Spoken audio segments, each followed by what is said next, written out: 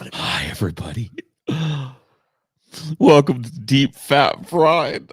I'm Paul Zigo, and this is my friend Scotty. How y'all doing? How y'all doing? Oh, yeah. I'm feeling it today, Scotty. Got the Feeling mojo in my bones today, Scotty. Mojo rising. I was watching one of our old videos. I don't know if you remember this.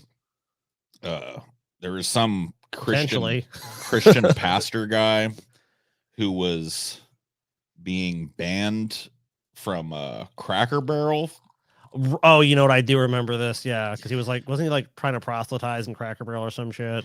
He was just like we weren't sure. Like he had said a bunch of crazy racial tinged shit, and Cracker Barrel and some shit fuck little southern town decided like you can't come here, and we were like, you and TJ were on the side of like Cracker Barrel should be able to kick him out, and I wasn't, and it was a pretty decent little argument, but we weren't like fighting, you know what I mean? It just right. Everybody disagreed. It was pretty good.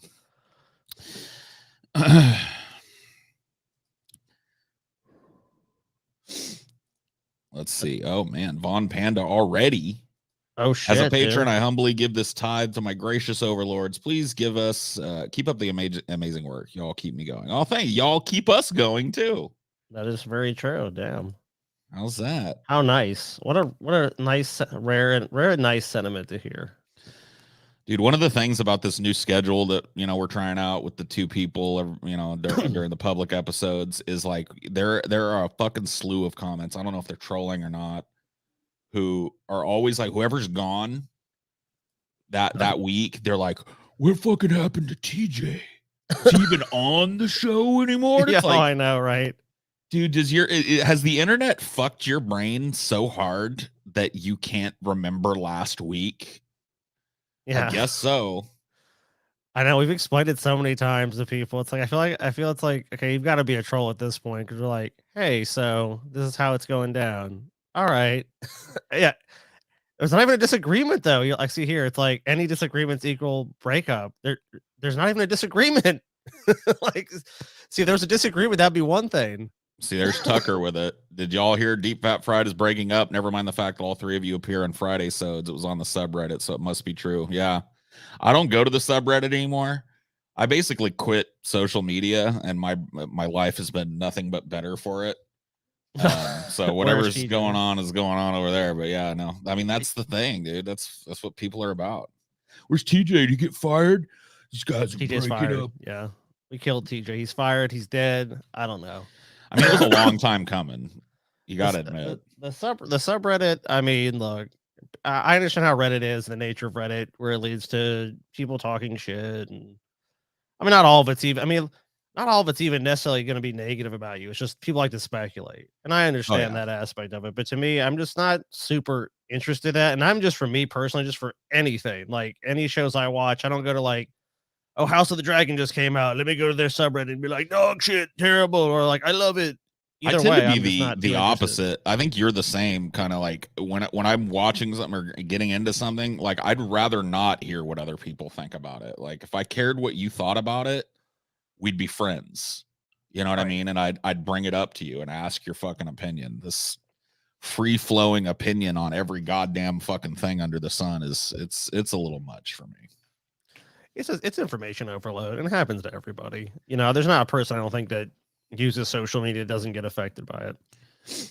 I don't understand why the subreddit is even up still, honestly. Well, like from my perspective, it's because if we don't have one that we run, somebody else will create one. And at the very least with this one, if somebody posts some stupid fucking shit or some docs or whatever, we have the power to go in and fucking remove it. Yeah, that's pretty much the reason we have it, as Paul just said. It's, I mean, because we definitely don't want there to be some shit that goes down where someone's just like, or also spreading content for free and just going fuck you. Because there's actually someone that did that. There was someone that tried to run some competing thing, which was like they had some axe to grind with one of us for some reason. Who knows what the fuck it is? So let me leak all your content. It's like, okay, well, we got a fucking problem here. So if we don't have it, then it's gonna happen. And at least in that one, you know, I mean, I don't have any mod chip on it. I think TJ does, and maybe occasionally someone gets ban hammered, but I think it's pretty rare that we actually really go in there and intercede. Even Yeah. total pieces of shit, you know, If there's something there like like I Bald said, pieces docs of or some shit. shit, my wife has an account there. She'll let me know and I'll go remove it. But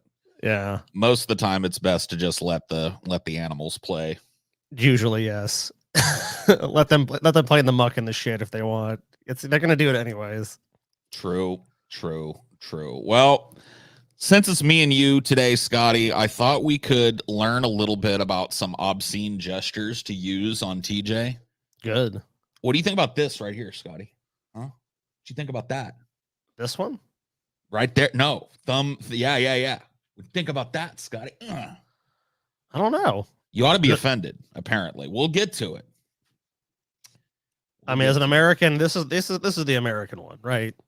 Yes, and that's of course the one we're going to start with, the one that probably the most used and most well recognized, at least here, as an obscene hand gesture. Let's get the finger out of the way now, so that you know, we can move on to some more obscure ones. There's a lot of history about the finger, and the best I've pulled some of the best that I can find, trying to figure out like when it started, who started it, etc. So the finger or the bird, right there, Flipping the bird, universal symbol, and I guess it's not quite universal for saying "fuck you." Finds its roots in the most unlikely place. I don't know how unlikely it is. Ancient Greek literature, namely the Grecian comedy "The Clouds" by Aristophanes. According to the book Gestures and Their Origins, there are several occurrences in this play where one character extends his longest finger, that'd be your middle finger, in the direction of a woman or a man.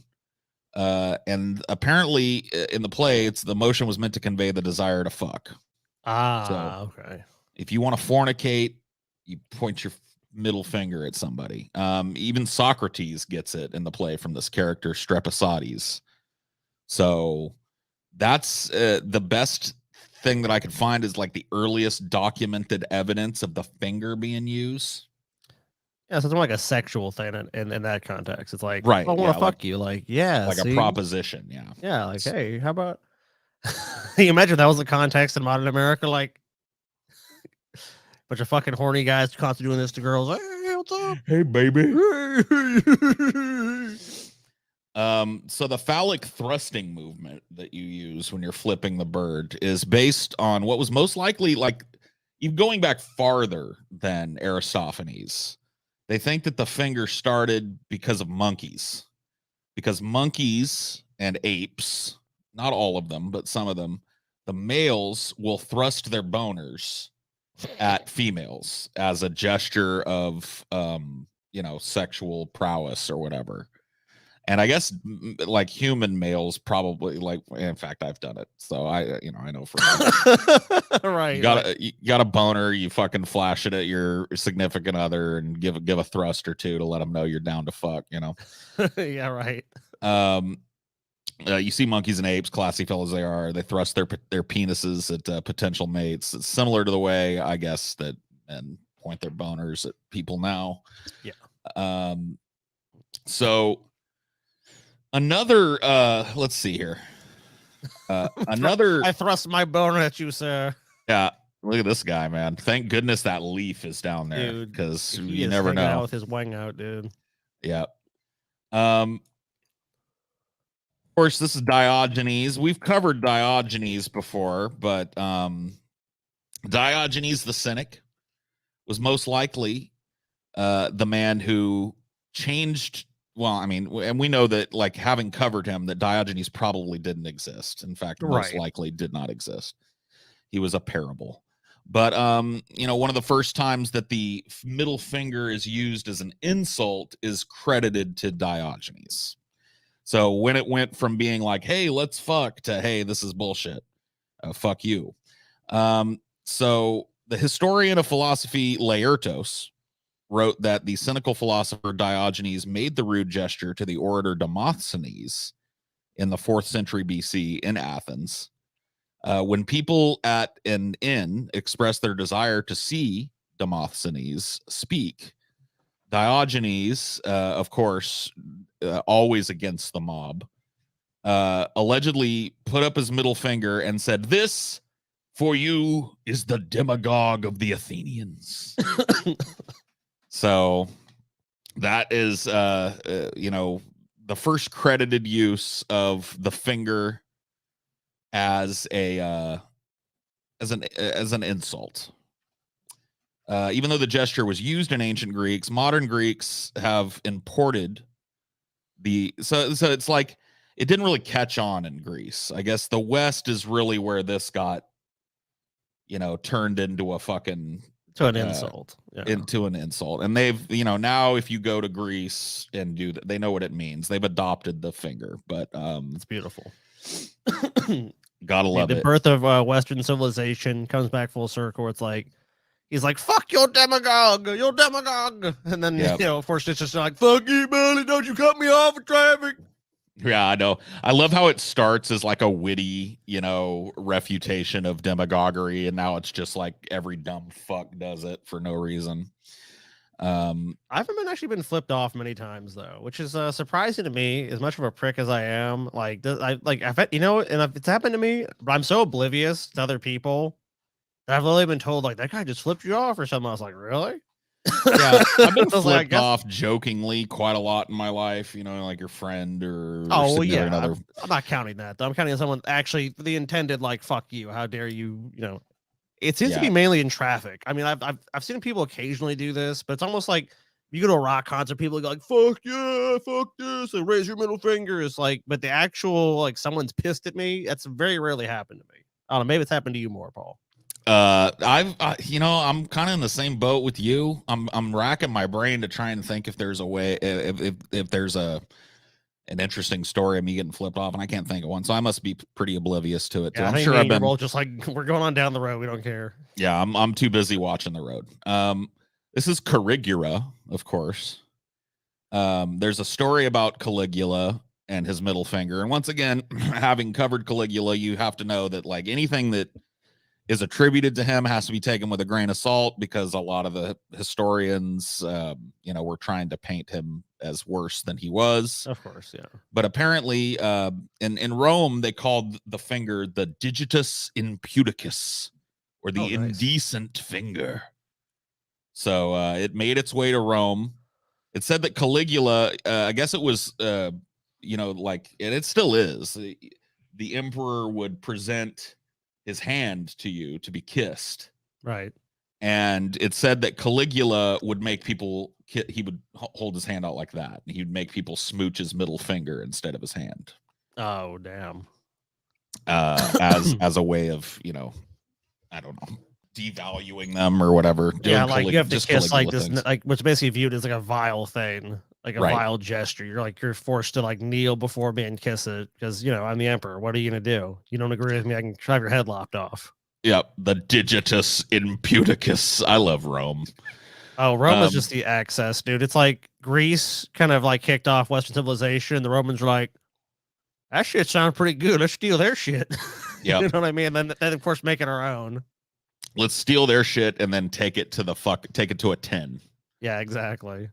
This is one of the oldest known offensive gestures, explains anthropologist Desmond Morris. It shows the back of a closed fist, only has the middle finger extended upward through some areas. I don't like it when people do this. Do you like the thumb out finger? Not really. I mean, it can work, but usually it's just like people are just like fuck you. Yeah, it always bothers me when I see somebody use it like this, because I'm just like that. I feel like that's what a little kid does before they learn to flip the bird properly. You know, if it's gonna be done, I almost feel like it has to be done like like this, where it's like like. Even then, though, I'd rather it just be like double fuck you, like, but you, bitch. I guess that's just a regional thing. That's a preference, I guess. But yeah, I mean, because I definitely see people do this a lot. But yeah, I mean, this is probably the more streamlined middle finger. Yep. The middle finger symbolizes the penis, according to this anthropologist. And the curved fingers on both sides are testicles, I guess. So this is supposed to be a dick and balls. Like we said, it's a placeholder for the days when we used to wangle each other. We used to, presumably back in the day, you used to pull your pants down and waggle your dick at somebody you didn't like. Look at this. So yeah, you're essentially giving somebody an offensive phallic gesture. And that's something that's pretty common amongst a lot of the hand symbols that we'll cover today. A lot of them are sexual in nature, or meant to have a sexual connotation in addition to being derogatory. So let's look at some famous fingers in history. Well, let's cover this first. I've seen this circulate around, and I'd heard this before, but I'll just read it for you here. Sure, yeah. Here's something I never knew before, and now that I know it, I feel compelled to send it on. This is like a Facebook boomer meme, right? Right. Before the Battle of Agincourt in 1415, the French, anticipating victory over the English, proposed to cut off the middle finger of all captured English soldiers. Without their middle fingers, it would be impossible for them to draw their renowned English longbows, and therefore they would be incapable of fighting in the future. This famous English longbow was made of the native English yew tree, and the act of drawing the longbow was known as plucking the yew, or pluck yew. Starting to see it take shape here. Yeah. Much to the bewilderment of the French, the English won a major upset, and they began mocking the French by waving their middle fingers at the defeated French, saying, "See, we can still pluck you." And since pluck you is rather difficult to say, the difficult consonant cluster at the beginning is gradually changed to a labiodental frictive F. And thus, the words are often used in conjunction with the one finger salute. It's also because of the pheasant feathers on the arrows used with the longbow that the symbolic gesture is known as giving the bird. This is all very you'll find tons of this shit. I mean, we could probably do a whole show on fake Facebook history. Yeah, and I know you know that sounds suspect to me. I mean, this is 100% false. This is just, kind of a clever way of somebody trying to find an exact moment in history where the finger was invented. But there's absolutely no historical verisimilitude to this. It is a total fucking lie. That so seems it. If you hear this, or if you're one of the people that thinks this because you read it somewhere, stop. This is bullshit. As far as we know, like the examples that I gave you are way better ones to list. Just say it was in a play in ancient Greece. You'll be closer to the truth. Let's look at some famous fingers in history. This one is kind of hard to see. Can you spot the bird in this one, Scotty? Yeah, let me look. Spot the bird. Scotty's checking it out, seeing if he can spot the bird. Yeah, this one is. Honestly, it's hard to see it. So where is it? Yeah, this is in 1886. Here, I got a picture that shows it a little better. There you go. Oh shit. Yep. So this is a guy named Charles Old Hoss Radburn. His nickname was Old Hoss. Old Hoss, boy. And this is the first time that the finger was captured on film. And this is a team photo from 1886 where he sneakily snuck a bird in over his friend's shoulder here. So I love this is dude. The first bird ever captured on photo. Let's look at the first bird ever captured on film. This is the Academy Award nominated Speedy. It's a silent film starring Harold Lloyd, and he gives himself a familiar gesture in the funhouse mirror here. Let's take a look.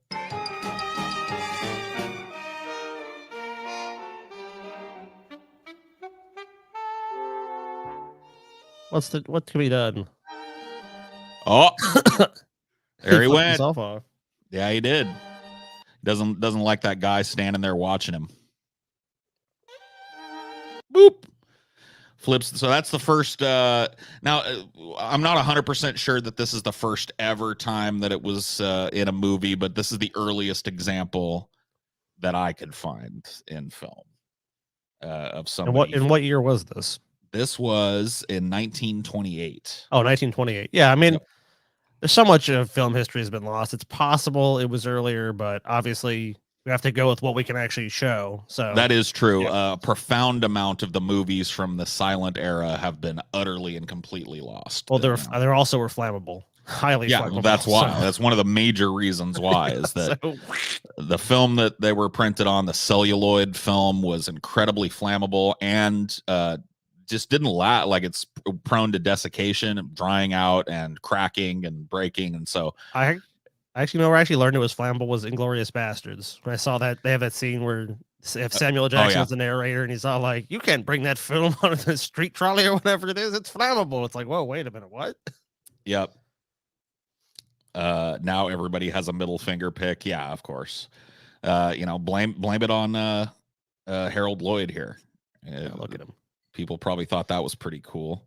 Also, it's kind of cool. It's in a funhouse mirror too. It's not just like some like straight on. Like he didn't flip the camera off. He flipped off the mirror, and then you get to see the reflection of the shot, which is actually pretty clever for that time period. Oh yeah, I mean, I love watching old silent films because you can see the genesis of a lot of the framing and shot making stuff. Thank you there, Powdered Toast Man, in the spirit of Harold Lloyd. There's a bird for everybody. Appreciate that. Here's another sneaky. Oh wait, let's get rid of that. Ask Father. Oh, yes. This is a whole silent film apparently. Well, be one of these days we'll watch it. Here are the crew members of the USS Pueblo, which was captured in North Korean waters. And this is a propaganda photo. And as you can see, if you look down, especially down here at the bottom, these guys are kind of slyly flipping the bird to convey a message that, of course, North Korea wanted to use this as propaganda against the West. And this absolutely ruined it because Westerners immediately noticed all the birds down here at the bottom. Just a way of them saying fuck you to their captors. And of course, them not being any the wiser. Right, of course. They didn't actually know the symbols. To them, it's just like, okay, yeah, pose for this photo. Yeah, they're happy to be in North Korea. It's like, I don't know about that. Maybe doesn't not. Seem like they are. They definitely look unhappy to do it. But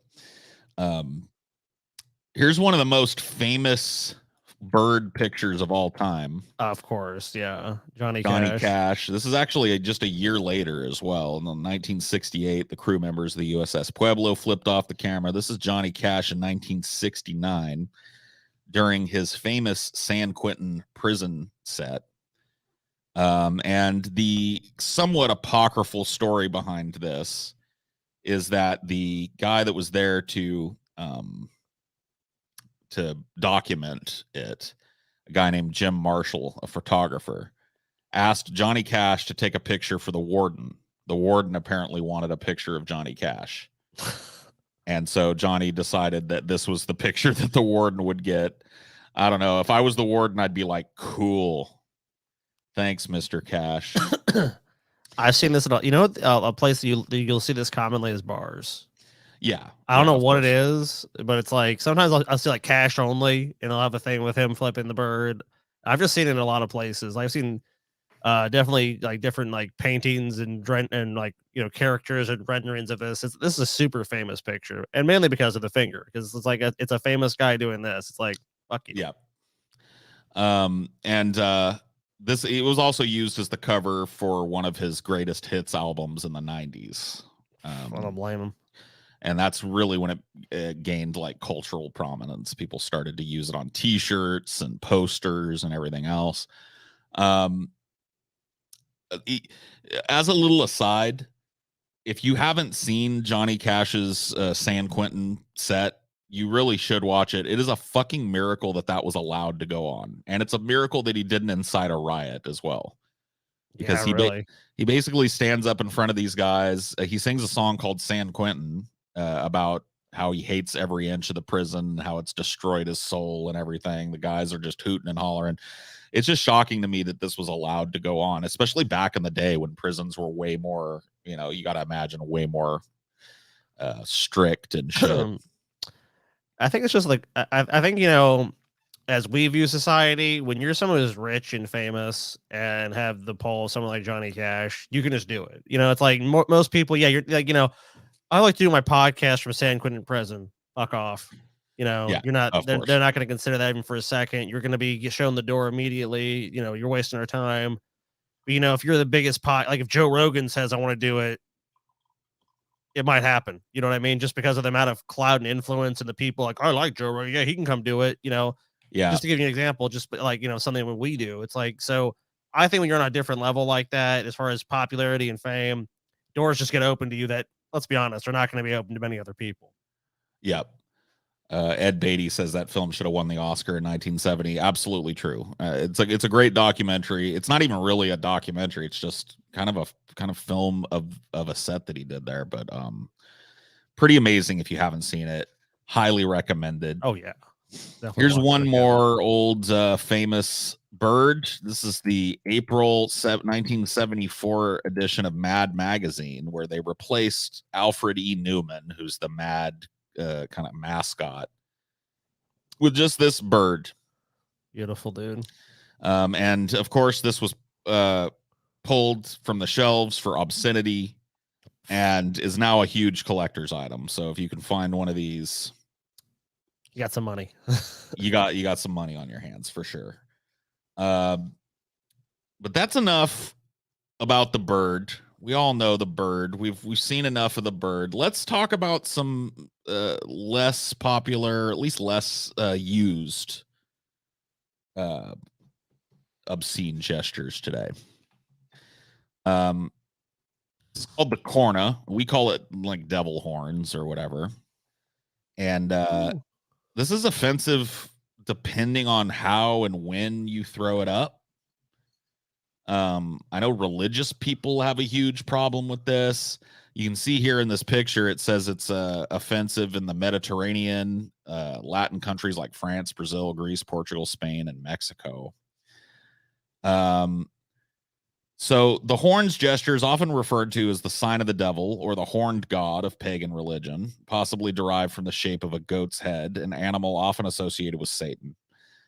First use of this gesture was said to be in the Middle Ages as a way to ward off evil. So this was like, there's a lot of these. The evil eye. Have you ever heard of that? Like Oh yeah. You make a sign to ward off, you know, bad luck or evil spirits or whatever. And that's the best that I could find as to the origin of this. I guess it went on to be a gesture that's used to convey infidelity by holding it up behind somebody's head. And it's often thought that you know, holding this up behind somebody's head is the precursor to that lame shit that everybody does in every picture where they hold up the bunny ears behind somebody's head. Oh, I see. But instead of a joke, it was meant to like convey to everybody else in the room without the person knowing that you're either a cuckold or you're like a whore. Like you sleep around or you're a cuckold. It's like sexual infidelity, basically, is what it means. Cool. Gestures especially popular in Italy, where the horns, apparently this is just cuckold in Italy. Like if you hold this up behind somebody, it means, hey, you're a fucking cuck. Must be difficult to do rock concerts in Italy, dude, because people start doing this shit. You're like, hey, what the fuck are you doing? I'm not a cuck. I have a feeling that like Italian metalheads and shit use the rock version of it. It's like, this is like one of those things. Like we live in such a global society now that these shit, most of the places that you go where these things are offensive, they understand the multiple meanings of it. Probably, I'd imagine. Really funny. You go to Italy. I go to Italy. I'll start doing, yeah, man, metal. Go behind some dude, metal. Yeah, I love metal. What are you doing? I'm not a cuck. I didn't say you were a cuck. I said I love metal. So let's look at some famous examples of this. This is the Beatles' Yellow Submarine LP. Oh shit. And as you can see, John Lennon back here is holding up and this is thought to be like when it started in rock and roll. is this picture of the Yellow Submarine album where John Lennon is throwing up the devil horns. So you can thank John Lennon. What he meant by it and why he did it is a mystery. So I doubt he was trying to call Paul McCartney a cuck. Although it's hard to ignore the fact that he's doing exactly that. He's holding up the devil horns behind Paul McCartney and over his head, which we just covered means you're a cuck. This gesture tells me that you're either a troll or a Texas Longhorns fan. Yeah, there's a couple of different sports teams that use it. The Longhorns probably the most well known. There's another one, I can't remember the name of it. It's like the Bulls or some shit will throw up this shit. But yeah, who knows, man? Who knows what John Lennon was thinking with this? This is artwork done, or at least overseen. Maybe he was gonna cuck him musically, dude. Maybe that's what that meant. Yeah, cuck you musically, Paul McCartney. Maybe so. But I really wanted to try and find like when did this start in rock and roll? And this is what I found as the earliest example of it being used in rock and roll. Now, there is a metal guy who is credited with popularizing this more than others. Can you guess who it might be? For some reason, my brain goes to Dio. I don't know why, but that's my guess. It's a fantastic guess. You're absolutely right. If you search Ronnie James Dio on Google and look at the images, I'd say about 8 out of 10 have him throwing up the devil horns. Now, he's often credited on these websites and shit as the guy that popularized the devil horns. But he himself says, no, it wasn't me. Like he doesn't, or at least he did when he was alive. He said, no, it was not me that popularized the devil horns, but everybody seems to think it is. And he certainly he did the job of like pushing it further because he does it all the time. He'll sing, like he'll have the microphone in his hand and he'll sing with the devil horns and shit like that. He's always throwing them up. I found a couple of different. Here's a younger picture of Dio doing it. There he is with the mic. It probably was just something that was going around, but he probably just enjoyed it so much that, and then he gets credit for it because he's famous. So like he probably saw other people doing it, and he's like, "Man, I like that. You know, I like the devil horns thing." That's probably why I would imagine, because if he was the first one to do it, I'm sure he would take credit for it, or the first time. But he probably saw other people doing it. I'm assuming that was just like, I'm just gonna fucking roll with this. I like it so much. Yeah, Dio, an interesting figure as well. Maybe a target for a biography one of these days. Just we've done Ozzy. I mean, Dio would definitely be a complimentary episode of that, and there would definitely be crossover with those two. Well, for sure, both Black Sabbath guys. So yeah, like I said, he's pretty damn. He liked this gesture a lot. He threw it up constantly, and pretty much every other picture of him has him throwing this. So he definitely popularized it. So that's the Corna. Let's take a look at another one. This is the one I mentioned at the very beginning of this. Oh, here's some more. Here's an even younger Dio. The double horns here. Dio was tiny too. He was, dude. Yeah, like if you see Dio perform, like you guys go on YouTube at some point and watch if you like that kind of music. Oh, dude, Dio is a small dude. Yeah, he can fucking sing though. He's got a fucking. Oh my god. Yeah. I mean, because usually it's like you think of Pavarotti, you think just like someone like a big powerful voice. It's like that, but Dio is one of those people that just like it subverts your expectation because he's not big at all, but he can fucking belt the shit out. Oh yeah, he had some pipes for sure. Dude, every time I think of Dio, I remember this story. I used to travel around with this new metal band named Spread Needle. The guys across, I had a condo, and the guys across the street were in this band. We became good friends. I used to roadie for them when they would tour up and down the California coast.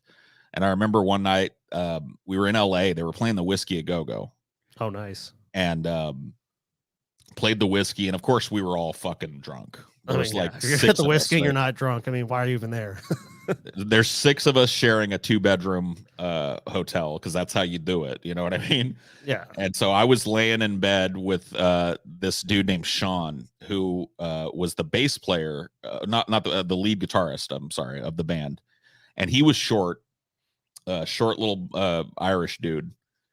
And I remember one night we were laying in there, and of course we're all crammed in on each other and drunk as fuck. It was right after we played the whiskey. We're all trying to go to sleep because we had another show to get to the next day. And he and this guy Derek started bickering at each other in the dark. Like we're laying there trying to go to sleep, and I can't even remember what the argument was about. Just some stupid shit because they're drunk. Yeah. Right. And remember, Sean is, he was probably like 5'5" or something. So he's a short guy. Yeah. Had a little man complex real bad. And it escalated, started to escalate, and we're trying to calm them down. Like, come on, guys, let's fucking get some sleep. They're bickering back and forth. It's elevating. And then at some point, Derek goes to Sean. Yeah, well, fuck you, Ronnie James Dio. Calls Sean Dio. And Sean just jumped up out of bed from next to me, crawled over like the other four guys into the other bed, and started hammering on Derek. I'm pretty impressed he knew where to hammer. You know what I mean? In the dark. He's like, right, motherfucker. He had him pinpointed with his bat-like echolocation, I guess. I don't know. So let's talk about the one that I started with. Kind of threw it up at you. This is the monofico, or the fig hand. That's what this is called. Is an ancient obscene gesture. The thumb and fist gesture is an ancient representation of sexual union. So just like the middle finger, this is another sex.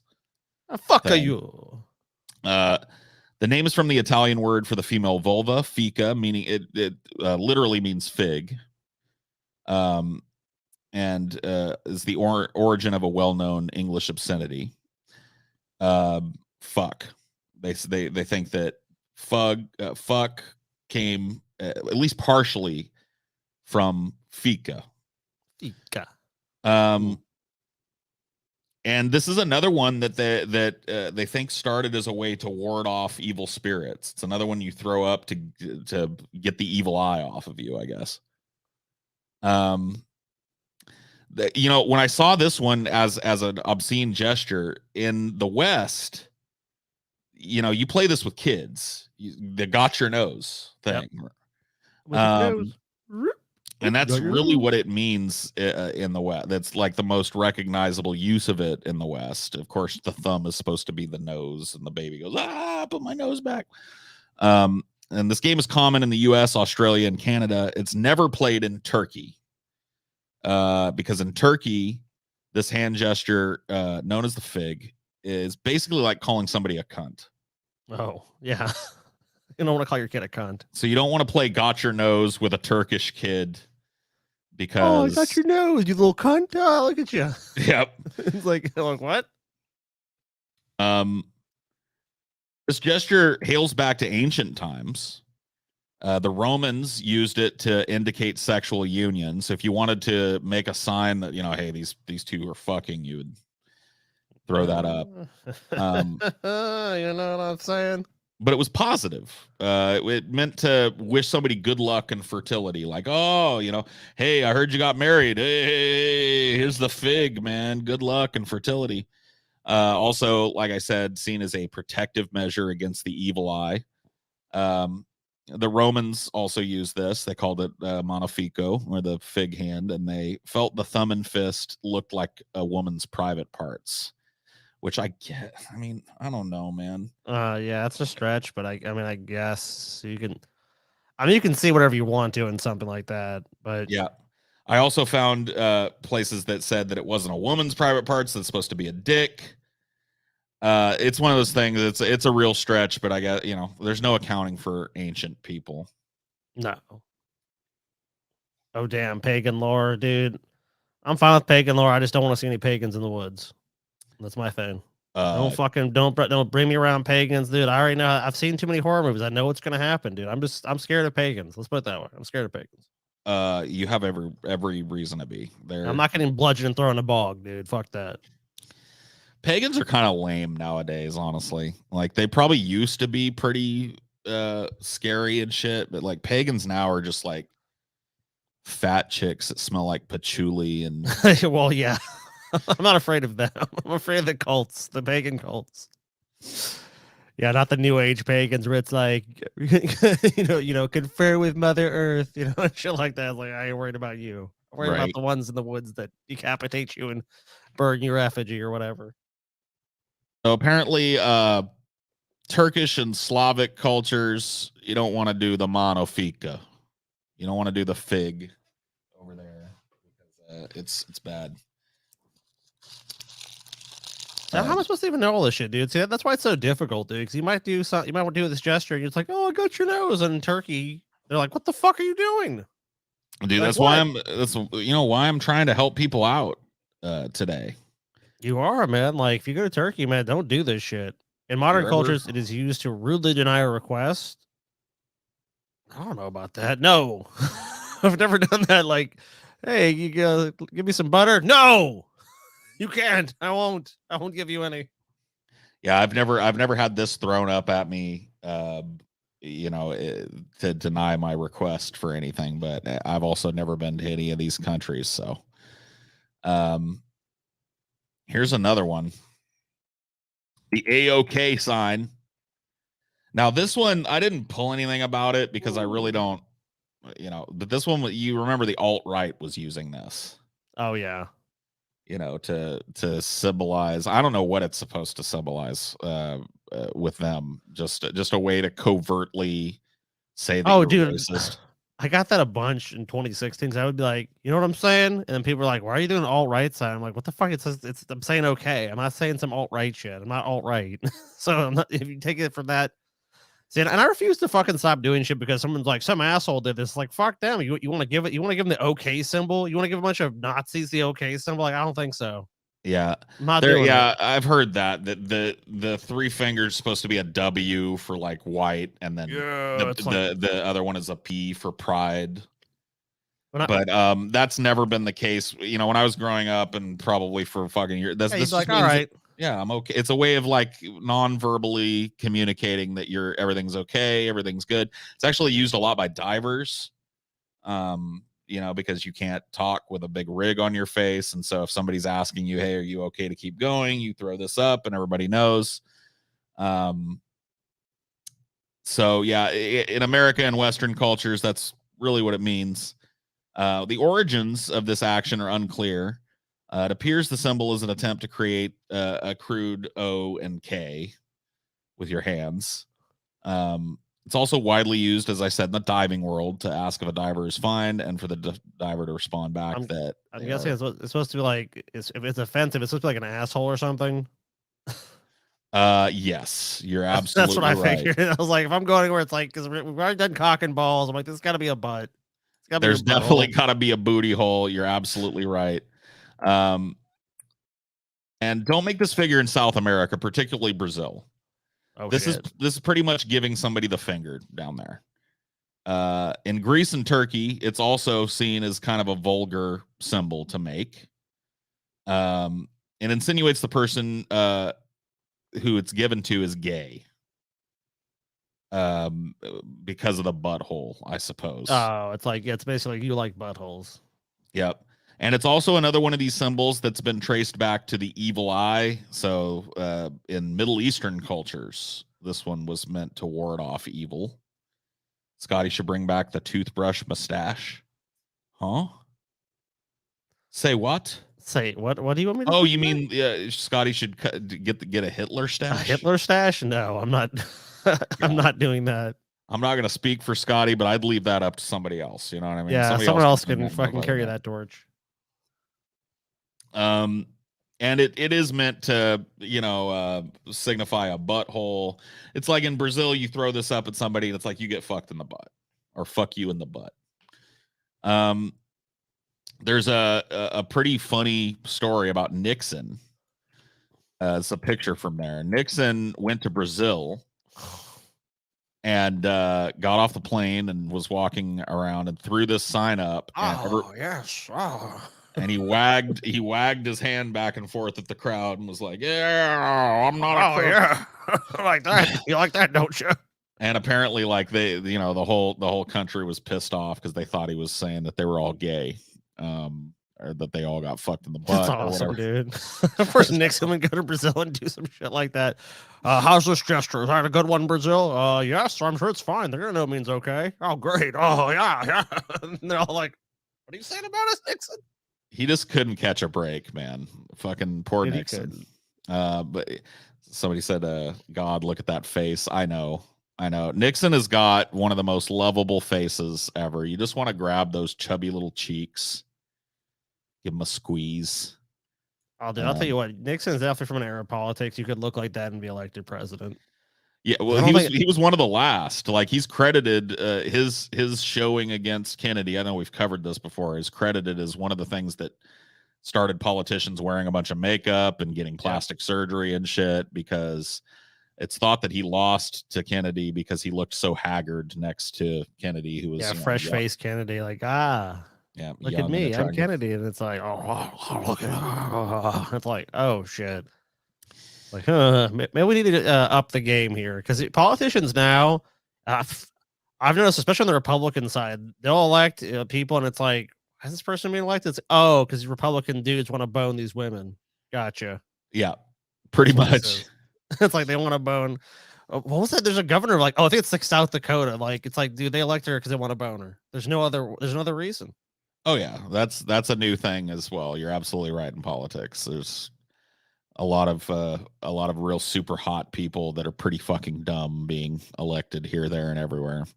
So yeah, just be careful if you're down South America or Central America way, throwing up the OK symbol, because you might get shot. Maybe one of our 3 Brazilian fans will be like, I already knew this. And we're like, all right, you guys are exempted. And I got to tell you guys, I kind of expect that there's going to be some people in the comments of this episode saying like, no, it doesn't mean that, or blah, blah, blah. Dude, it is. I'm telling you, this is one of the things that's not super well documented on the internet. You got to really kind of dig for these to find sources that seem even the least bit credible. So who knows, man? I might be giving you guys some fake news here tonight. I'm definitely doing my best to not. Yeah, I mean, obviously, if we had the resources to talk to people in different regions of Brazil, like actually this part of Brazil, it means this. Like, we're basing this off the information we could find. Obviously it's not perfect information. If we had everyone had access to perfect information for everything, we would never even have shows like this. There'd be no point. Everyone would have everything. They'd have the expanse of all human knowledge vetted perfectly. And it's like, well, great, but obviously we don't have the benefit of that. So this one is one of my favorite ones, but I can't really pull it off because of my beard. A Barbe. This is called La Barbe in France and Southern Europe. I've actually seen this one used. We were all leaving Europe because obviously maybe it's probably almost been 10 years now, but it was a number of years ago. We all went to Europe. Back in our DP days. I mean, Paul, I don't think I didn't get to go. I missed it. I had just joined as a full-time guy, and so I was. Yeah, I think you joined right after we did that. But like, we were going to the back to the airport. Like, we had a taxi driver taking us, and he did this, and he went like to the guy, and I was like, oh man, like, I was actually kind of happy to see it. I'm like, oh, is this how people flip each other off and get mad in Italy? So I thought that was kind of nice to see someone else's, because obviously if it had been America, it would have been like, fuck you, buddy. This is one that has a lot of style to it. Here's a picture of Tony Soprano doing it, and you can see just like the contempt in it. You know what I mean? It's got a dismissive gesture.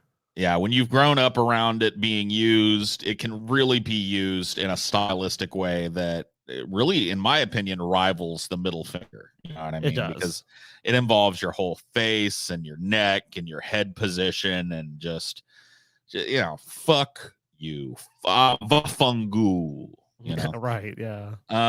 But La Barbe means the beard, which is interesting because people with beards, it doesn't really like, you're flipping your own beard up in your face. It doesn't really work much, and the beard hides a lot of your facial. It just doesn't work for me. I can't pull off the fucking barb like this. I can't. I've tried, and it just doesn't work for me. It's supposed to symbolize a buck swinging his horns or a cock shaking his comb. It's meant to be like a demonstration of masculinity. At least that's how they thought it started. and it always has to be done that way. You gotta have your hand facing the person you're doing it to, and it's like you're dismissing them with this. Yeah, you're good. Among all the possible hand gestures that can be misinterpreted around the world, the chin flick is probably the least confusing as well. I like that because this to me, and we'll cover another one or two here that I think really, like, it's hard to convey it any other way. It's pretty offensive, but this one, like, you're not going to accidentally do this to somebody. No.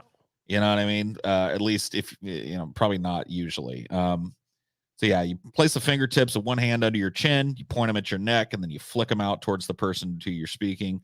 This is basically like, I don't give a fuck about you. Yep. I don't care. I don't give a shit less about what you're talking about. I don't give a shit less about you. This is a total TJ gesture. Yeah, it does feel like I don't think TJ could pull it off this smoothly either because he's, big and bearded as well. But yeah, this is definitely like if TJ had been raised Italian, he'd use it. TJ, instead of doing like this one, he'd be doing like, yeah. I mean, and that is, kind of like almost the same thing. There's a little twist of the arm, but yeah. You may go. Yeah, it's just a way of being really dismissive with a person. In Northern Italy, France, Belgium, and Tunisia, the chin flick is used to tell somebody to get the fuck out of here. It's like, get lost, fuck off, fuck you. You can totally tell that's what it means too. Like, not even really understand the symbol fully. It's just like, it's kind of just like, yeah, get the fuck out of here. Go on. Yeah. So and one of the ones that makes this very versatile is like you can do it like very like a small motion, just like fuck off, I don't care. Yeah, like that. Or you can do it very emphatically.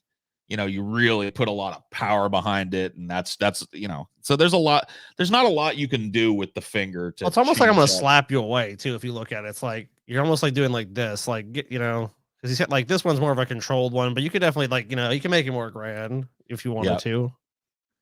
There's an old silent film where it's being used. So yeah, I like this. This was probably my favorite one of the bunch. I would love to be able to pull this off, but I'm just not Italian enough. You got to be kind of like Italian or Southern European to really do this believably. And I didn't grow up around people doing this to each other, and so I just don't have it. Yeah, I kind of feel the same way. I feel like an imposter doing it. I don't have that like when James Gandolfini was doing it. He had like it just is natural. I feel like I'm very like I'd have to do it a lot to not feel like so forced because I feel like I'm definitely forcing it. It's so dismissive. Oh man, it's just perfect. So this one is one that I'd never heard of before. It's called the Tapita, and this is in South America, particularly Chile. You form a circle with your one hand, and then you smack your hand against it. Smack your other hand against it. I was doing like this. You're like, yeah. So, it literally translates tapita into small cover. But it's in Chile, it means you got a tiny little dick, basically. We gotta do this to TJ. Yep. And if you do it right, you make a popping noise. You hear? I don't know if you can hear it in the mic. Yeah, I hear it with yours. Watch, I'll do it. Yep. Makes like a little hollow pop sound. And this is my probably my favorite new one that yeah. Jump into this to TJ for sure. Yeah, and this is another one that it'd be hard to accidentally do this, but if you're ever in Chile, yeah, don't walk around the street, because hey guys, how you doing? I've seen people do like the snap one where you snap your fingers and yeah, some people can do that's kind of like a tick or like like I've definitely seen like this is kind of common where people might be bored and they're going like yeah. So yeah, if you ever do like this though, yeah, from now on when we see TJ, I'm just gonna hey TJ, what's up, buddy? Hey, TJ. Hey little guy, how you doing? Not a lot of information on these last few that we're gonna go through here, but yeah, if you want to tell somebody they got a little tiny PP, this is a stylistic way to do it, man. Just give them the tapita. How about this one? Called the Smelly Fish. I'm assuming this means you have a smelly vag. So yeah, but well, kind of. It's basically a way to call bullshit. Like this stinks. Yeah, like saying, man, you're telling fucking. So this is a southern Italian gesture. A lot of Italians are, really well Oh known. yeah, dude. Especially Southern Italy, very animated people. I spent a short amount of time there, and I definitely had the vibe because you definitely see a lot of like gesticulating motions, like very broad motions. I never saw this one, but I'm not surprised if I would have. I had seen it. Yep. So if somebody's telling a story or telling you something that you just don't think is right, this is the rude way of telling me, like, you're full of shit, man. Something stinks here. This smells like disgusting rotten fish to me. Yeah, something's rotten in Denmark here. And if you really want to like put a fucking period on it, you can wiggle your nose back and forth with it. You put it in there and then you just kind of wiggle your fingers back and forth, and that really is an emphatic way. You'll often see apparently in Italy merchants and people that are haggling with them doing this. If you think that and if you do it in front of a merchant, it kind of means, hey, you're trying to fucking screw me on the price here. Oh yeah. Like if they give you a price for something and you think it's like, oh man, you're just jacking up the tourist price or whatever the fuck, you can give them this. And it might also be taken to mean that their products are not fresh, their fish Well, is I'll tell you frozen what, or whatever. if you're a tourist, you probably are going to jack that price, so it's probably a fair assessment, but probably not a good way to negotiate your price. Now this one was shocking to me. I'd never heard of this one as well, but this is called the Mountza. And I don't know how you avoid doing this to people. This would be a tough one for me. Yeah, because this could just be totally innocent, just like, I mean, yeah, hailing a cab or waving at somebody or holding your hand up to get somebody's attention, or there's any number of ways. I mean, just stretching. You might like stretch and have your hand out like that. And I just don't know how people fucking walk around in the cultures where this is and apparently this is one of the most offensive ones as well. When I looked it up, this figure, the Mountza, is one of the most offensive hand gestures you can throw up in parts of the world.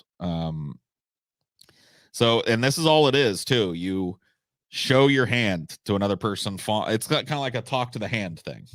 Talk to the hand because the face ain't listening. So in the country where democracy has its roots, Greece, once again, the Mountza is very offensive. In ancient Byzantium, criminals were paraded around town strapped to a donkey, sitting backwards. And people, like the townspeople, used to, like, if they really wanted to help punish the person, they were encouraged to grab shit off the ground, ashes, poop, mud, whatever, and rub it in the prisoner's face. And the prisoner, being tied up and on the back of a donkey, could do nothing about it. So that's basically what you're implying you're doing to somebody. Is like, I rub shit in your face. Ugh. Yeah, I can see why that would piss people off. And that's what it means. It means eat shit, basically, or I make you eat shit. Ugh. And the closer you put this in somebody's face, the more threatening and offensive that it is. So I guess if you really want somebody to fuck off, you put it right in their fuck. And that, it kind of makes sense, because if you do that in the West, you put your hand in somebody's face, it definitely means, it's not a non-offensive gesture. I mean, even if you didn't understand the context in which people were using it at, or using this to communicate with somebody, like putting your hand or in someone's personal space, especially Americans, because we're like, I mean, there's certain cultures where getting close to people is kind of offensive. It's like, why are you standing so near to me? Like Scandinavian countries, the United States, people don't like people getting close to them. It's like, so if you did this to somebody, even if it wasn't like, hey, eat shit, it's still going to be kind of like, get the fuck away from me. Why are you so close? It's often done with the left hand, because that's the hand you wipe your ass with, apparently. Oh, shit, yeah. Traditionally. And so, yeah, this is a bad one.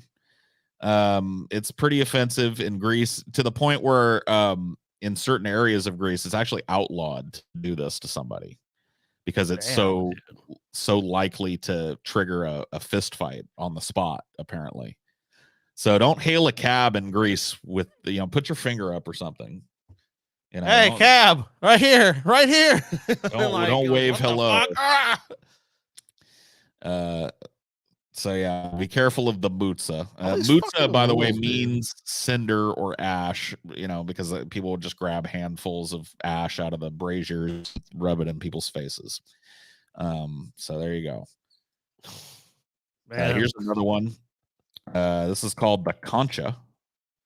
And I've seen Italians, do this. This one's more you just stick your hand up. You're not supposed to shake it. And it means shell in Spanish. Well, I'll tell you what I've saw that a cab driver he did do the Concha, but he also did something like this. I don't know. Maybe that's Right. maybe it's to emphasize how mad he was, is what I'm thinking. It could have been. So yeah, the back of the palm is supposed to point at the intended recipient of it. And it's also known as the concha de tu madre, the shell of your mother, or your mother's shell. It means your mother's twat, basically. Oh shit. So yeah, this is another dismissive one, where if you want somebody to go away, you just fuck your mother. You know what I mean? That's basically what it means. Fuck you and fuck your mother. So you can some people make a similar gesture with the fingers curled in and rubbing together to indicate money, or that something's expensive. That's usually how you see it used in the West. Yeah, it's like it's gonna cost you. But it definitely doesn't mean your mother's pussy or anything like that. So just No. This is super, it's just a way of dismissing somebody. So in Italy, dude, you got to just keep your hands by your side at all times. Yeah, or just cut them off before you go. Yeah, because fuck, dude. I mean, like, I went there and I was fine, but I mean, I don't know. I'm not. I don't think I made any of these gestures. Maybe I did. I don't know. I got one last one for us here today before we move on to Scotty's topic. This is the now this one I can understand, but this one I think is very versatile. But this is outright banned in the Philippines. If you do this in the Philippines, your ass is going to jail, because it's called the dog call. And this apparently in the Philippines is only something that you should do to a dog. And it's used to solicit prostitution in the Philippines. So, to I guess further degrade a prostitute, if you want to call one over to transact some business, this is the way that you do it. And it like, once again, it is outright banned in the Philippines. If you do this to somebody, it's likely to be a fist fight. It's very degrading. It's seen as very degrading in the Philippines to do this. Yeah, so if you're gonna signal a prostitute in the Philippines, just use your whole hand. Like, come over here. Don't do the. Now that you got to be careful with that too, because I looked at that. Being beckoned like this is the same thing in some areas, and I can see why. Like, to me, you do this to a kid. You know what I mean? And from a Western sensibility, hey, come here. Come here. Yeah, this does happen with kids a lot. And if a grown ass adult does this to me, unless now it could be like flirty, like, hey, come hither. Oh yeah, well, that's different. Yeah, if you're like, you fucking, it's like, right. Whoa, dude, you're overreacting. But you do, yeah. This is, if you do this in the Philippines, particularly, it's like going like, hey, you're a fucking dog, you're a cur, and you are at my beck and call, basically. Like, I don't even have to speak to you to summon you to me. I just put, come hither. Yeah, it'll get you straight out arrested in the Philippines if a cop sees you doing this to somebody. Dude, this seems to be a crossover with just all the weird international laws you can break. Like, seriously. I suppose so. Like what I know, one from Singapore, which is pretty famous, so a lot of people probably know, was chewing gum. Unless you have a prescription to chew gum. Really? You have to have a prescription to chew gum in Singapore? If you just chew gum, as far as I know, now maybe the laws have changed. I don't know. It's about like public health and like stuff like that, because obviously people chew gum. What do? They spit it out. Yeah, they throw it all over the sidewalk. So, my understanding is you need a prescription there to chew gum. Now, I'm sure people flout the law, of course. I mean, there's probably people that buy bubble gum and chew it and fucking spit it out in a trash can. But from my understanding, that is how the law is.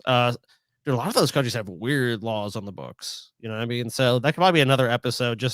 But to know a hand gesture is illegal if you go to the Philippines and you're just like, hey, and it's like, what the fuck? You're breaking the law. Like, what law did it? Okay, like I guess I didn't mean to piss you off. Here's a bonus one here at the end that I'll just show you. This is a Middle Eastern insult called the Five Fathers. And you do this in the Middle East, you're probably going to get in a fight. And that's really what it means. It means your mother was a whore and you had 5 fathers. Oh, like, there are 5 guys that could technically be your father. And, you know, your mother's a whore. So there you go. That's don't do that in the Middle East. And that's we could do some more of these down the road if you want. There's a bunch of them, obviously. Oh, I'm sure it's fucking never ending. Dude, I'm sure it's never ending with the fucking shit people come with their hands. I mean, like, it's one of those things that people have been doing since people existed. You know what I mean? Like, there's very few things you can say, especially with contemporary times. Like, some shit's just brand new, but like, we've been doing shit with our hands ever since there've been humans. We've been doing fucking shit to piss each other off. And of course, it's nonverbal, so it's even better because it's like you get the message no matter what, unless you're an idiot that you just don't know anything. It's like if you do that, like whatever the gesture is in your country, it's like, yep. You can communicate so much with so little of it, just one single action. So very true. And that's obscene hand gestures for you. I'm going to turn it over to Scotty. Look at some failed companies. Yeah, I got a couple here. Neat. What I'm gonna do before that though is I'm gonna take a leak. Oh yeah, go take a leak. I'll talk with the with the people, Paul. Some of them have been missing you, man. You got to talk to some people have been missing you. All right. What? Well, hello there, plebs. How are you doing? I guess there's not just plebs here. There's some patrons here, but they know I'm not speaking to them. I would never call a patron a pleb. I'm doing these sides to paralyze my demon. Your sleep paralysis demons. Where's TJ? TJ's dead. We told you. We killed him. We ritually sacrificed TJ on an altar and ate his innards and burned incense in his body cavity and offered him to the gods of blood and death. I hope you are all doing well. I'm feeling pretty good today.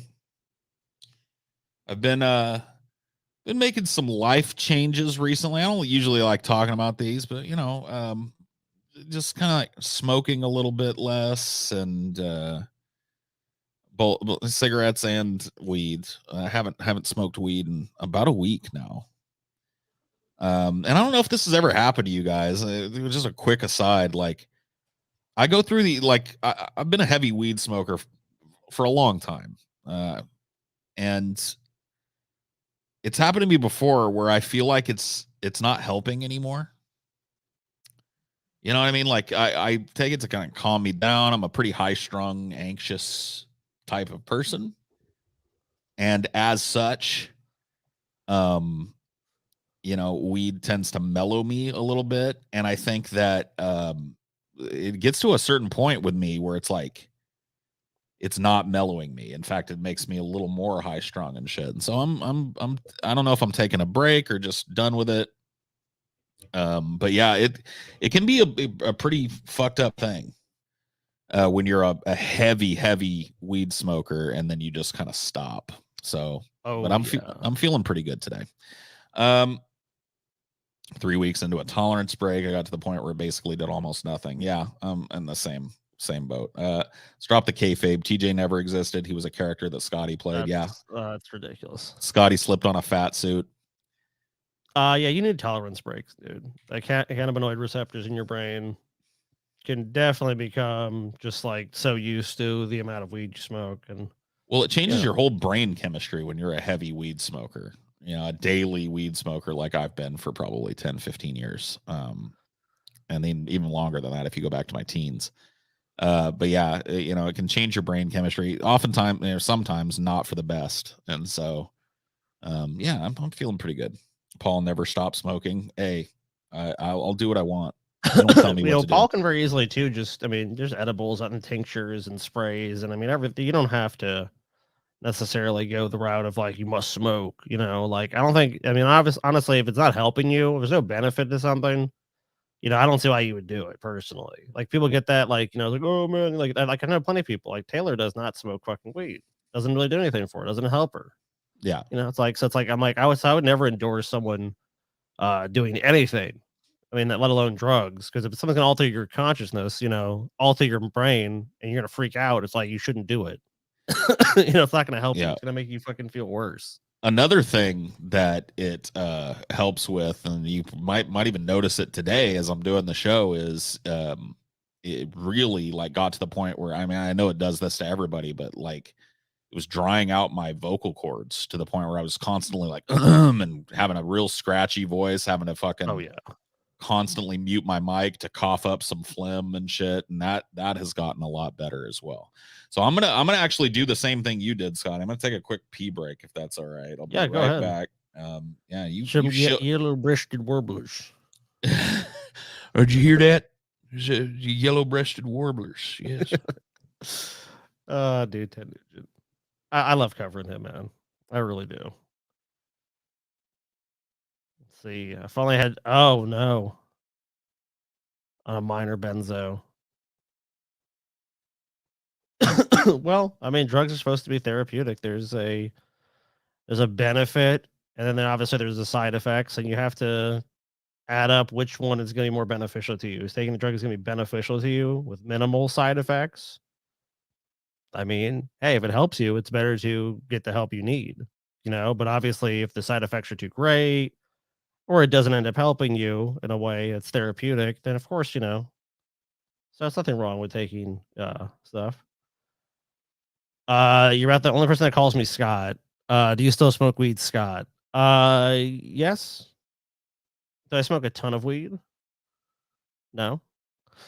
But I smoke enough. I mean, like, you know, look, I have a medical card in Louisiana, which you can get, and I buy weed legally here, and I buy edibles and tinctures and stuff. But I don't think I'm not a heavy, like a super heavy weed user. Now I know people that are for sure, and you know, I can definitely be a heavy user, and I have been in the past. But I just find it at a point, like anything else, it's too much of a good thing, and that's kind of how I feel about doing a ton of fucking weed. I can really sleep or the first few days of no weed. Oh yeah. I mean, you can develop a dependency on anything if we're being honest. You know, I mean, you can definitely develop a dependency on weed. You know, it's not popular to say that, but it's true. I mean, you can. I mean, like, Oh yeah, there's a lot of people that want to paint weed as utterly and completely benign, non-addictive, and it's just like anything that changes your brain chemistry can be addictive. It just because it's not like opioid level addictive doesn't mean you know that it's not physically and mentally addictive. oh, dude, yeah. So listen, you know, Scott, I heard that THC kicked your ass. You had to go to the hospital. I didn't have to go to the hospital, but see, that was me messing around with edibles. So that Right. wasn't just like straight up like, oh, I didn't smoke a big ass joint and go, oh my god, I did. I had smoked all day. Let's put it this way, because this happened when I lived in Washington State. And then there was these edibles I did not realize were like super potent edibles, and I ate like 3 to 4 of these brownies, right? Huge pieces, and I had never experienced that level of high before, and I thought I was dying. Basically, is what ended up happening. So I freaked out, thought I was dying. got and this guy, by the way, guys, this got said on the Joe Rogan show, and TJ was, you know, still going on that shit and still involved with that guy, kind of with Joe Rogan, like, and tells the story, and then Joe Rogan basically gives me advice of like, you shouldn't smoke weed. I mean, not directly, of course, but he just says like that guy probably shouldn't do that. And I'm like, like motherfucker, I smoke weed all the time. It's just I did too much for my limit. That's basically what it was. I did not really think about what I was doing and assumed if I ate these 3 or 4 edibles that it was going to turn out okay. And obviously it did Leave not. it to TJ to leave out the important context. You know what I mean? Yeah, he actually I just, you know, smoked too much or did something. Like, now I've definitely had panic attacks just smoking weed, but I never went to a hospital. I've only been to the hospital once for weed, and that was when I ate 3 or 4 edibles. And then they had to give me an Ativan. And I was cool then. I was like, they're like, here, you need some anti-anxiety shit. Because really the problem is that you're just freaking the fuck out because you're too high. That's all this is. Steel Origin calling me out for my ban. Dude, I never said I don't ban. Like, I told you that I haven't gone on the subreddit or social media, so I haven't banned anybody anywhere in at least a month. But yeah, no, I never said I didn't ban you for anything I fucking wanted to. Oh That's yeah, I another mean, that's that's how another banning positive works, thing dude. about having your own, you know, platform and shit like that. It's like, you know, yeah, you say some shit that fucking hair lips me, I'm gonna ban you. Yeah, I mean, I don't even think that's a fair criticism of Paul, even if you have something against Paul, because Paul's always been Banhammer happy as far as I've known. So Why it's is like the I don't think button that's there even. if you know, why is the button there if you ain't supposed to push it? Yeah, I mean, sure. I mean, like I don't even have mod powers on it 'cause I don't go there enough. But I ban people for shit. I mean, of course, everyone. I think anyone. You see something you don't like, and I mean, I don't think it's. I'm not gonna lie to people and say I wouldn't do it. I mean, of course I would. I think it's only human to do those kind of things sometimes, and maybe sometimes it is childish to ban people. But hey, we're all human and we're all emotional and we're all able to give into those emotions at some point. And of course, guys, we'll be doing a show without shilling our own shit. I mean, Of of course course not. not. Now, as you guys know, we do this podcast, and we're able to do this podcast because of you guys. I know it's like a fucking cliche, but in our case, it's literally true because we make a little bit of money off YouTube, but it's not enough to fucking do a show. Not just, with three guys and their families, not enough to do a show. No. It's really not because we don't get monetized almost ever. I mean, I guess maybe once a blue moon it could happen, but we're on the basically pay no mind list for YouTube. So this is what we do, guys. We do a Patreon. You guys all fucking know about it. I've showed it to you a million times. We got a ton of shit on here. We got our Friday episodes, which are pretty great. Usually live, but we rotate. We got, of course, got our patrons on the Onion Nuggets. We got Paul does a show. Me and she still owe you guys a show for our Fighting Boys stuff. We got a ton of shit on here. I do a show, but the main thing is this is how we fucking do this shit. And if you guys just take a minute of your time, go check it out. If it's for you, or if you have been a patron in the past, we're doing a lot of shit over there. So just want to shill our shit, of course, and say it's there. Yeah, go give it a try. Try it for a month. I mean, there's literally a fuck ton of stuff over there. There's hundreds and hundreds of shows that are exclusive over there. So if you like this, if you like what we do, want to throw us a little support, give us a try for a month. Yep. Sign up at $7. There's absolutely no way that you could watch everything that's over there in a month or 2 months or 3 months. It would take you fucking forever.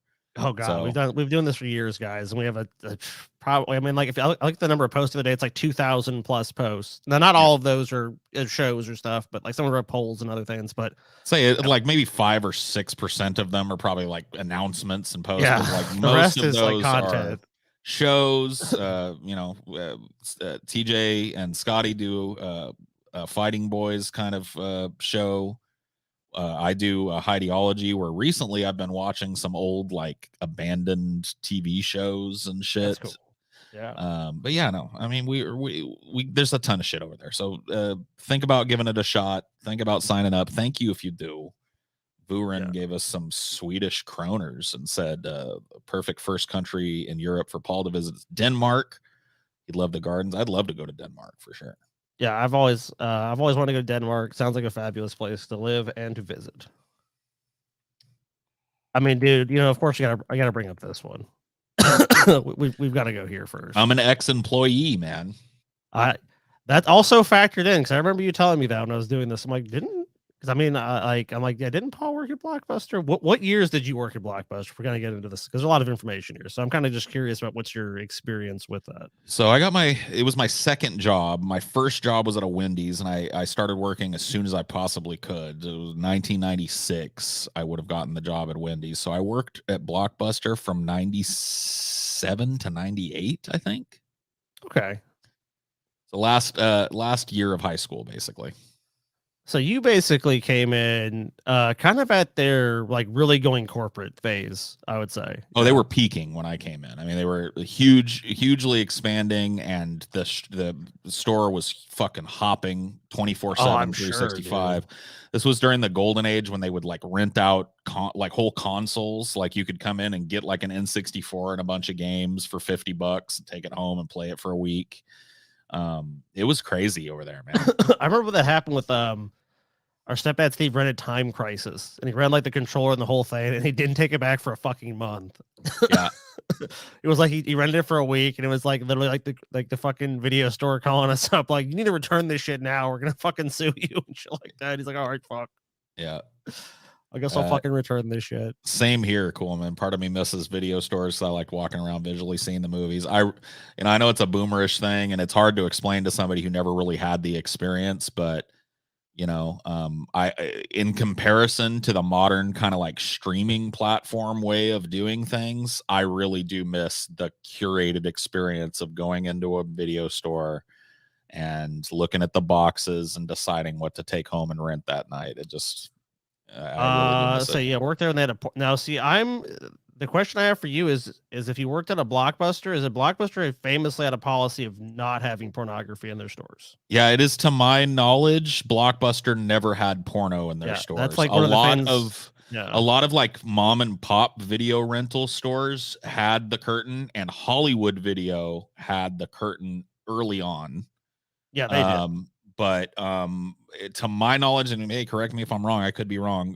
Blockbuster never had pornography in their stores. So Well, that's one actually one of the things that their founder actually kind of started off with, because video stores, as we've covered in another episode, where it's like, hey, pick out your video that Paul did. Gas stations and places like that. The early video store chains, that was a significant part of the revenue was pornography.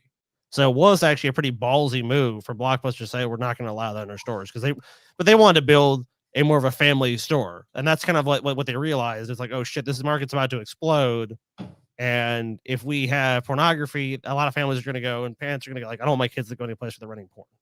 right. So that was obviously part of the reason for that. But obviously, first we got to talk about the rise of Blockbuster. I actually have I think a pretty funny little thing. Here, I'll show you.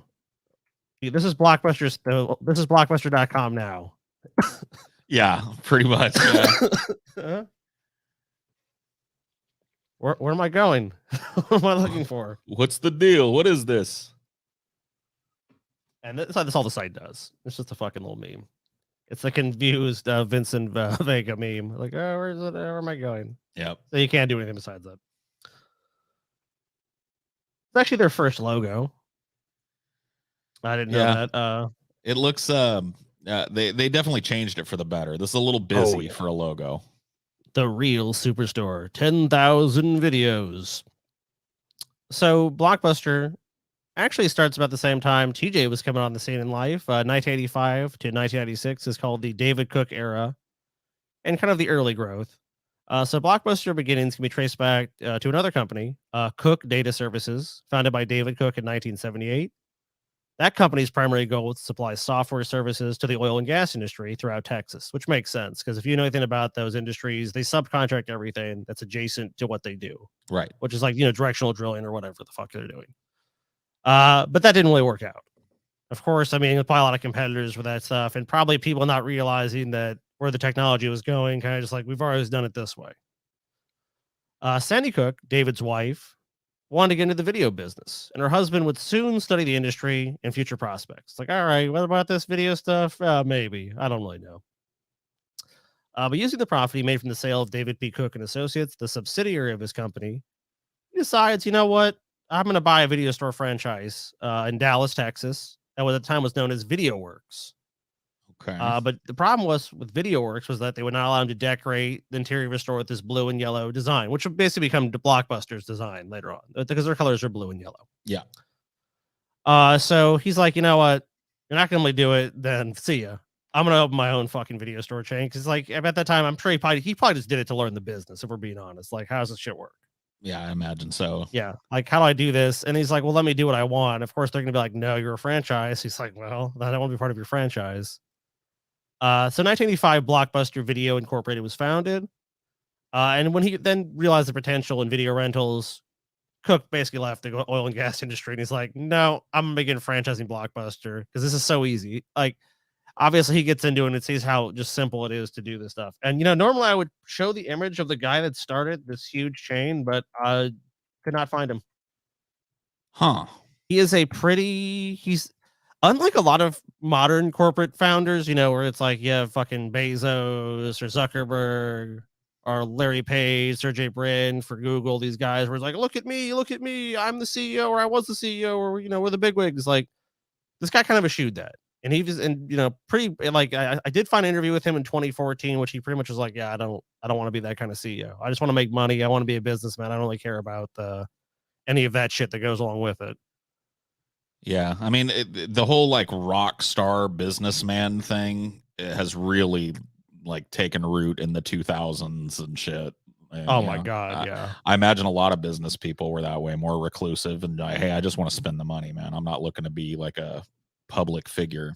or an influencer of some type. I think that's why you see it now, because they know that, especially these billionaires, that like, hey, this wields me influence if I'm a known public figure. Right. So the first Blockbuster store opened October 19th, 1985 in Dallas, Texas, with an inventory of, and this is pretty big. I never realized like why Blockbuster was such a game changer, but this really shows you why. 8,000 VHS and 2,000 beta tapes. Yeah, I mean that is really what made these like, and Blockbuster wasn't the first one to come to my little town, but there was another one. I can't remember the name of it. It's not Hollywood Video, but it's something like that. And it was made in a big store, and they actually had these installations that had animatronics. Like the adventure section had this like diorama of the boulder rolling at Indy, and the boulder would roll forward and back. That is cool, dude. And there was the horror section had a coffin in it that a dude like a thing would rise up out of and shit. And when that started to happen, it was really like the selection just quadrupled basically compared to the smaller like liquor store and grocery store video collections that I was used to looking at. Usually you'd get a wall that maybe like conservatively had 150 movies, 200 movies, maybe if you were lucky. And so yeah, these like chain stores really knocked the socks off of any of those. 8,000 though. That's yeah, a lot of fucking tapes. I mean, obviously, like, and if you're not familiar with the video store model or what it was like, if let's say a new release comes out in a video store, like you might have two like sections of that store is just that things, because it's all physical media. So you have to stock a number of tapes. You can't just have one tape per movie. You might have a popular movie, you might have 200. Yeah. You might have inventory you're keeping back because like, okay, well, we have a rush coming in, so now we're going to restock this. So when people come in, after work, they're going to run all this shit out. Yeah, dude, I remember the one day rental was the real horrific one. It was like, oh, because if you didn't get your parents to watch it or take it back, everyone knew they had to pay late fees. Yep. And like, all the brand new ones used to always be 1 day rentals because no matter how many copies of them that they got in, especially at the height of it, like when I was working there, you get one of these new release movies that had been in theaters. There used to be a longer wait too, but 6 months. That's what it was, standard. And so people were just like fucking like crazy to see this movie after it had come out in theaters because it had been half a year or more in some cases. And we would have a whole wall of them, like a whole wall of Batman Begins or whatever the fuck, and it would just it was gone, poof. Oh my god, yeah, because everyone want to see it. Because you're right. I mean, like, that's such a difference now, because now it's so quick. It's like you can have you can have a 30-day release between theatrical release and streaming window. I mean, sometimes you get the streaming comes first. So it can be even less than that. There are oftentimes I'll see a movie that is still playing, with a couple of showings a day in the theaters. It's already out for stream. So it's just like pretty lame. There's no anticipation anymore. They used to really build the hype. Like that's another way that they got you to go see the movies. Like, hey, come see this because it's going to be half a year or more until you're able to see it again. Yeah, I'm totally glad with the next Dune movie that it's gonna just I hated the streaming release of that. I want that to be theatrical because I think it's gonna be something lost if it's all just goes down to streaming and home viewing experience. I really do think that some experiences are better had with a crowd. Just my looks like it's heading that way though. I think Regal just filed for bankruptcy. Oh yeah, they've been struggling so mightily. I mean, yeah, you're probably right. It's gonna be it's already becoming more of a niche thing. And I feel like that's why a lot of things are becoming like dinner and movie place, reclining seats. It's just they're gonna keep upping that experience where it's gonna be like, I think going to a movie is gonna be seen as more of a luxury than something that people just would do on on a whim. Yeah, almost. Of course, the chain's name, I mean, it's Blockbuster, right? It's a fucking it's a huge Hollywood film. Or if we're talking about like in a literary sense, the best-selling novel. Yep. So Cook's experience with managing huge databases proved helpful in driving innovation within the industry. Obviously, he had that brain where he could manage all that inventory because a lot of people would struggle to manage fucking 10,000 videotapes. Yes. not Cook though. He came from that background. So of course this store was a huge success. It was so successful that Cook eventually, not long after, built a $6 million warehouse in Garland, Texas. Wow. Just to help sustain and support future growth that allowed new stores to open very quickly, and Blockbuster would then often custom tailor a store's inventory to the neighborhood based on local demographics. So it wasn't just chance. You know, it wasn't like they were just guessing what the people would want. It's like they know, like, hey, this is an area where there's going to be more single women, so maybe romantic comedy. You know what I mean? Obviously, that might be a little cliche, but Right. you know, if there's more dudes, like, hey, let's stock more action movies. So of course, you know, Cook does the business for a while, but you know, he realizes this thing's growing. He's got to bring someone else in. He's got to bring other investors if he really wants this to take off. I mean, it already was doing quite well. So in 1987, he sold part of the business to a group of investors that include Wayne Hizunga, founder of Waste Management Inc. Yeah, I think everyone's heard of that. Yep. The world's biggest garbage disposal company. Later that year, Cook left Blockbuster, and Huizenga assumed control of the company and moved its headquarters to Fort Lauderdale, Florida. Under Huizenga's leadership, Blockbuster embarked on an aggressive expansion campaign, snapping up existing video store chains and opening scores of new stores. By 1988, Blockbuster was the leading video chain with some 400 stores. So just remember, this happened in 3 years. Yeah, that's like explosive growth. I mean, you're talking, this guy starts in Dallas, Texas at the end of 1985. And by 1988, we're talking they've opened 400 locations. Yeah. And you can really see why, just the business model itself. I mean, because you're basically just taking someone else's product and you're just giving us a space to sell that and rent that out to people. And of course, there's such demand for that because, dude, I remember growing up, like I talked to my dad about that. And he's like, oh, before VHS and beta, he's like, people just, you have to go to a movie. There wasn't really, I mean, you could see it on cable or if cable existed, or you could see it on TV. Occasionally movies would play, but there Yeah. was no real home entertainment for the most part. Especially when it came to movies. Yeah, for sure. Yeah, movies. Yeah, no, there was, yeah, very little. And of course, they took over many of the other existing franchise stores, like Blockbuster franchises became whatever that was before. And Huizenga spent much of his 1980s acquiring several of Blockbuster's rivals, including Major Video, which I actually had around me. That was my early chain. Before Blockbuster came down, it was Major Video. Was the one me and TJ would always go to. And then, of course, Blockbuster showed up, and what the hell is this? This isn't right. You're not supposed to be here. I think I think that's my fault. I think I hit the fucking wrong thing. Here we go. But yeah, so like I remember as a kid, I would always go there, and then Blockbuster was like, nope, we bought that one up, so now you guys have to go to Blockbuster. Yeah. This is actually an interesting one. I don't know if you've ever heard about this, Paul. In 1989, Nintendo attempted to halt Blockbuster's ability to rent video games, filing multiple lawsuits and lobbying the U.S. Congress to ban the practice. Nintendo has always been real super protective of their IP and shit. So this is not shocking to me, although I think it goes without saying they failed, because that was one of the biggest businesses at Blockbuster when I worked there, was video game rentals. That was one of the hugest expansions that they did. And Nintendo games were just rented like hand over fist over there. Oh my god, yeah, dude. I mean, I hate to use the term, but it really was a game changer. I mean, no pun intended, it really was. Yeah. Because before, so I don't want to cough in your guys' ears.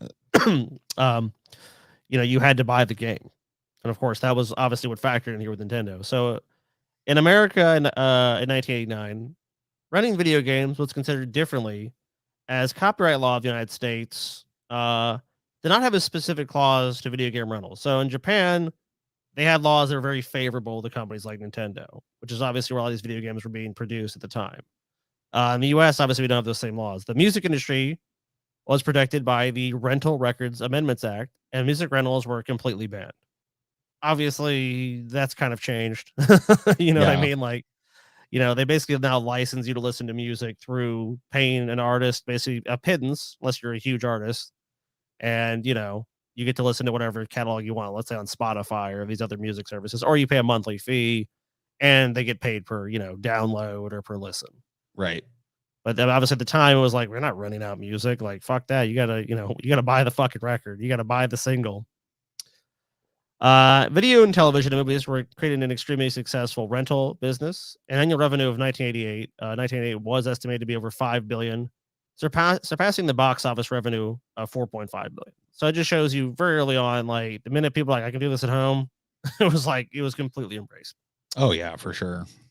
But you know, it's a little bit different with video stores as far as, you know, with the movie industry, because the movie industry had a grip on it. It was like you had to wait 6 months, they had a good theatrical run, and then it was like, all right, we've basically milked this, you know, going to the movie market for all it can be worth.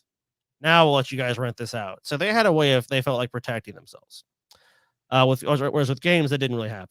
With games, it was like, hey, like whatever release day of the game comes out, Blockbuster or whatever buys up a bunch of the games and they rent those fuckers out. That's it. Yep. It's like there's no like exclusivity period where it's like Nintendo has 6 months to sell the games. You know what I mean? They never had that. So that's obviously where that issue became big.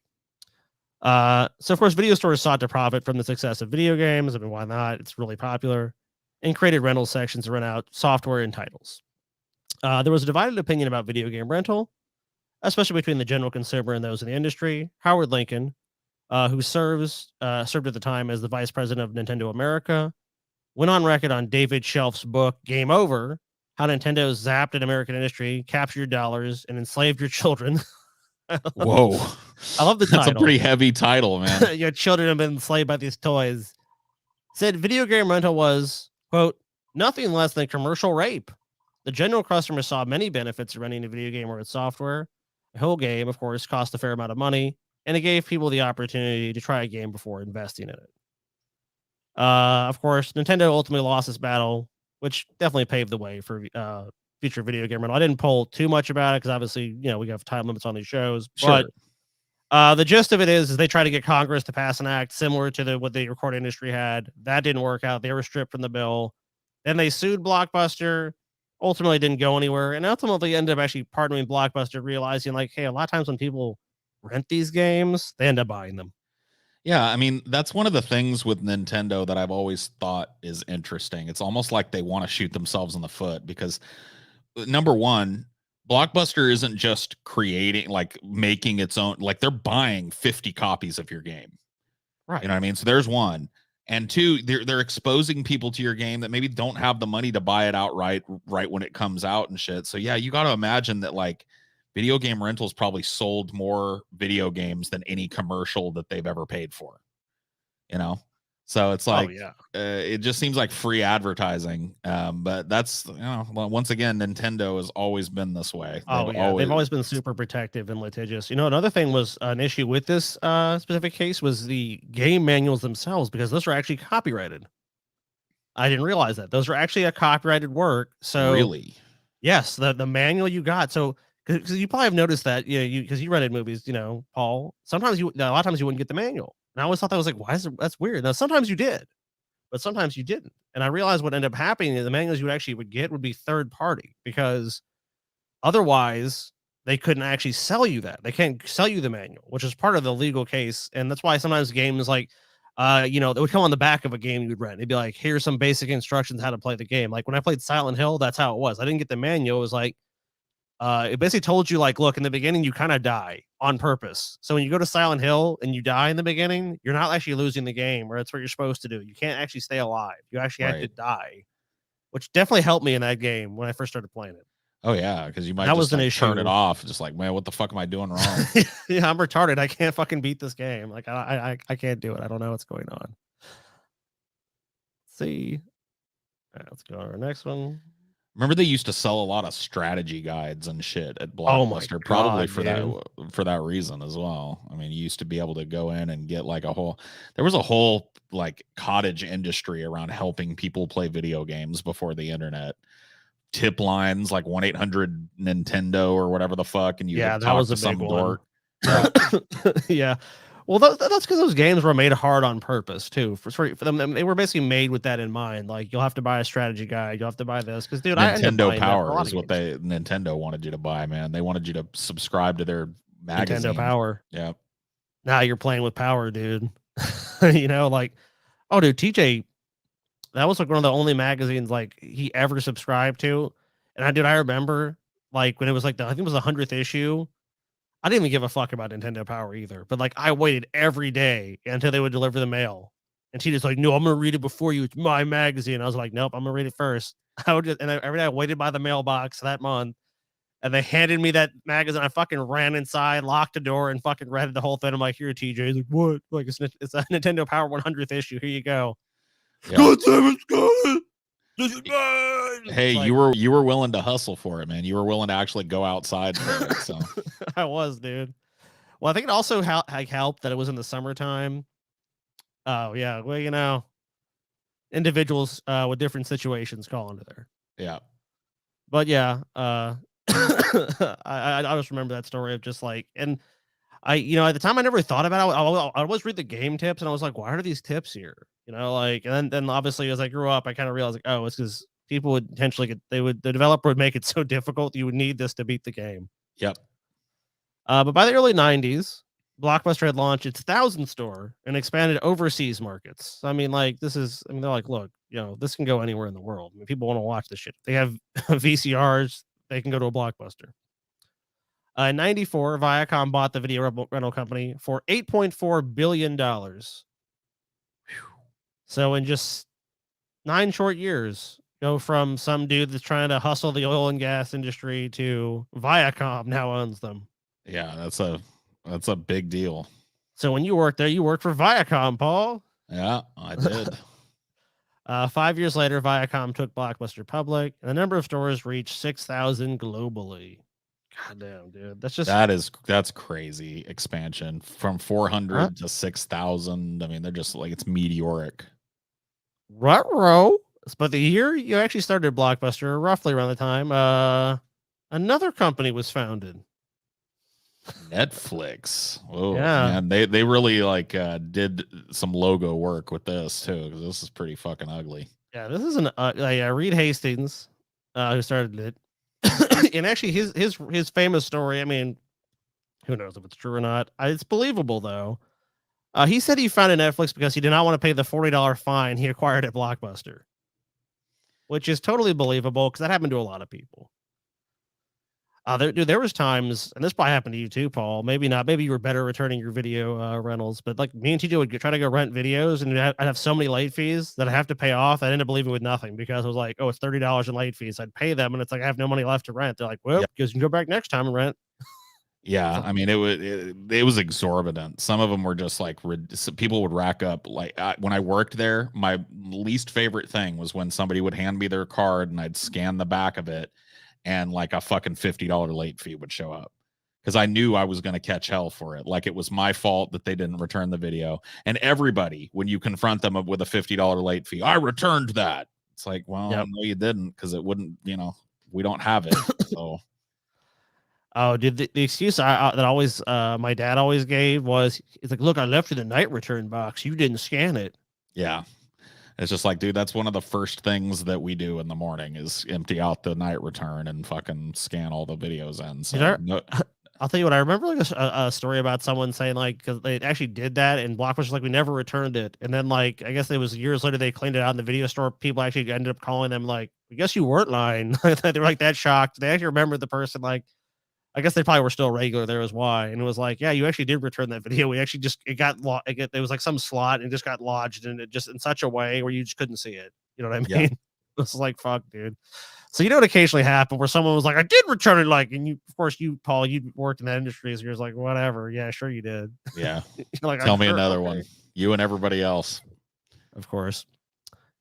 So, of course, the rise of Netflix and the fall of Blockbuster. We got another one here for you. And of course, this is the main reason people attribute to this, but we're going to get into it a little bit more right now.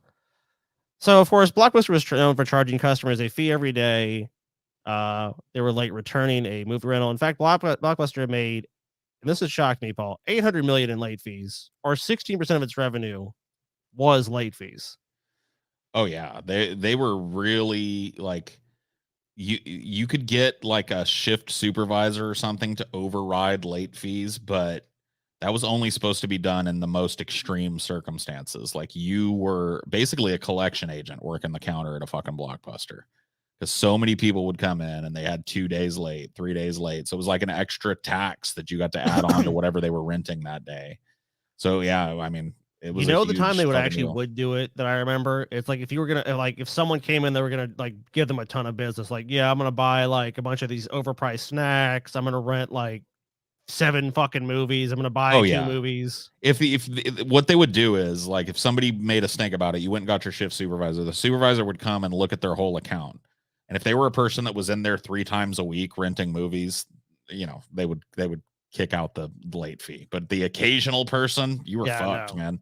Pay, No. pay or you're going to collections, basically.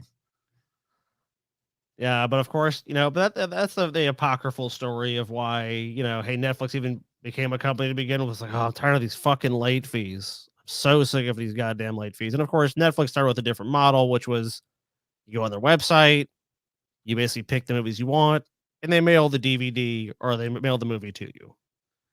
Dude, there was a weird business before, these big franchise rental stores in the 80s that I remember called the Video Van. It was like a local business. It was a white panel van, and you called a number and they would put you on the list. Within 2 hours, the video van will show up and you could pick from, their list of movies that they had. They would rent it right there at your house, bring it to you, and then they would put you on the schedule for the next day to come back and pick it up. And it was such a precursor to Netflix business model at the beginning. Oh yeah, I mean, really, I mean, like just the super convenience of that. But of course, this actually is an interesting story. So, and of course, one of these business decisions that ultimately backfired on the company that had the opportunity, Netflix, of course, offered itself to Blockbuster for sale. Oh. So this happened in September 2000. And this is from this book here, which we're showing here by Mark Randolph. In his new book, That Will Never Work, co-founder Mark Randolph, excuse me, describes a meeting he attended with Blockbuster CEO at the time, John Antico, along with Netflix co-founder Reed Hastings, and its then CFO Barry McCarthy at Blockbuster headquarters in Dallas, Texas. The company could have bought Netflix for $50 million, but its CEO didn't even bother to consider the possibility. I mean, obviously, at great fault. Yeah, Blockbuster would still be a thing if they'd done it. Oh yeah, or they would have morphed into like Blockbuster would have been your online streaming service, which they actually did have. They did compete with that, but we'll get into that in a second. The evening before the meeting, Randolph, Hastings, and McCarthy were in rural California in Netflix's first ever corporate retreat when McCarthy got word that Blockbuster wanted to meet with them. At the time, Netflix was in trouble. I mean, it wasn't doing too good. The dot-com crash had made its once very rosy future look pretty grim. So, I mean, obviously, this is a time where Netflix wasn't as assured. Now, I mean, Netflix is definitely, I would say they have a serious competitor in Disney. They're no longer the number one streaming service in the world. So, I mean, hey, Netflix could be, potentially on the ropes again as a company. But this is at a time where it's like very new. This idea is pretty new. And I mean, other people were doing it, but Netflix obviously is the one that caught on. The idea of a DVD by mail rental service, which was all that possible in the era of slower download speeds, was catching on, but not quickly enough for the company to be anywhere near profitable. 2 years earlier, and in headier economic times, Hastings and Randolph had turned down the opportunity to be acquired by Amazon, which of course, hey, no shock there. Amazon was just getting started in that game of like they're selling a lot of these products, but it's like, you'd love to rent these products too. Yeah. Which ultimately I think is what the whole Prime service became. Besides, of course, the shipping aspect of it. Now, acquisitions by Blockbuster seemed like the perfect solution and the perfect lifeline to keep Netflix afloat. Which, of course, I mean, it's a natural competitor. It's the biggest video rental chain in the country. And by the way, as we're going to find out, not even the peak of Blockbuster this time. With this in mind, Netflix executives have been requesting a meeting with Blockbuster's leadership for months, and now word came through that Blockbuster wanted to meet them at 11:30 the following morning in Dallas, which was less than 12 hours away. So they basically get a last second meeting, like, yeah, we'll hear what you have to say. Maybe we'll buy you. So it kind of reveals that Blockbuster wasn't taking them too seriously to begin with, but they're like, this company keeps bugging us. Maybe there'll be something to our benefit here. Maybe we can buy this company cheap, and it'll be a little side business for Blockbuster. But difficult definitely for the company to do. So Hastings was like, Reed Hastings, who's the now the CEO, or I think maybe co-CEO. I don't know how Netflix is structured now. Was like, oh man, this is fucking difficult. We're not gonna be able to fly commercially. We're gonna have to basically charter a jet. So they end up having to charter a jet for $20,000.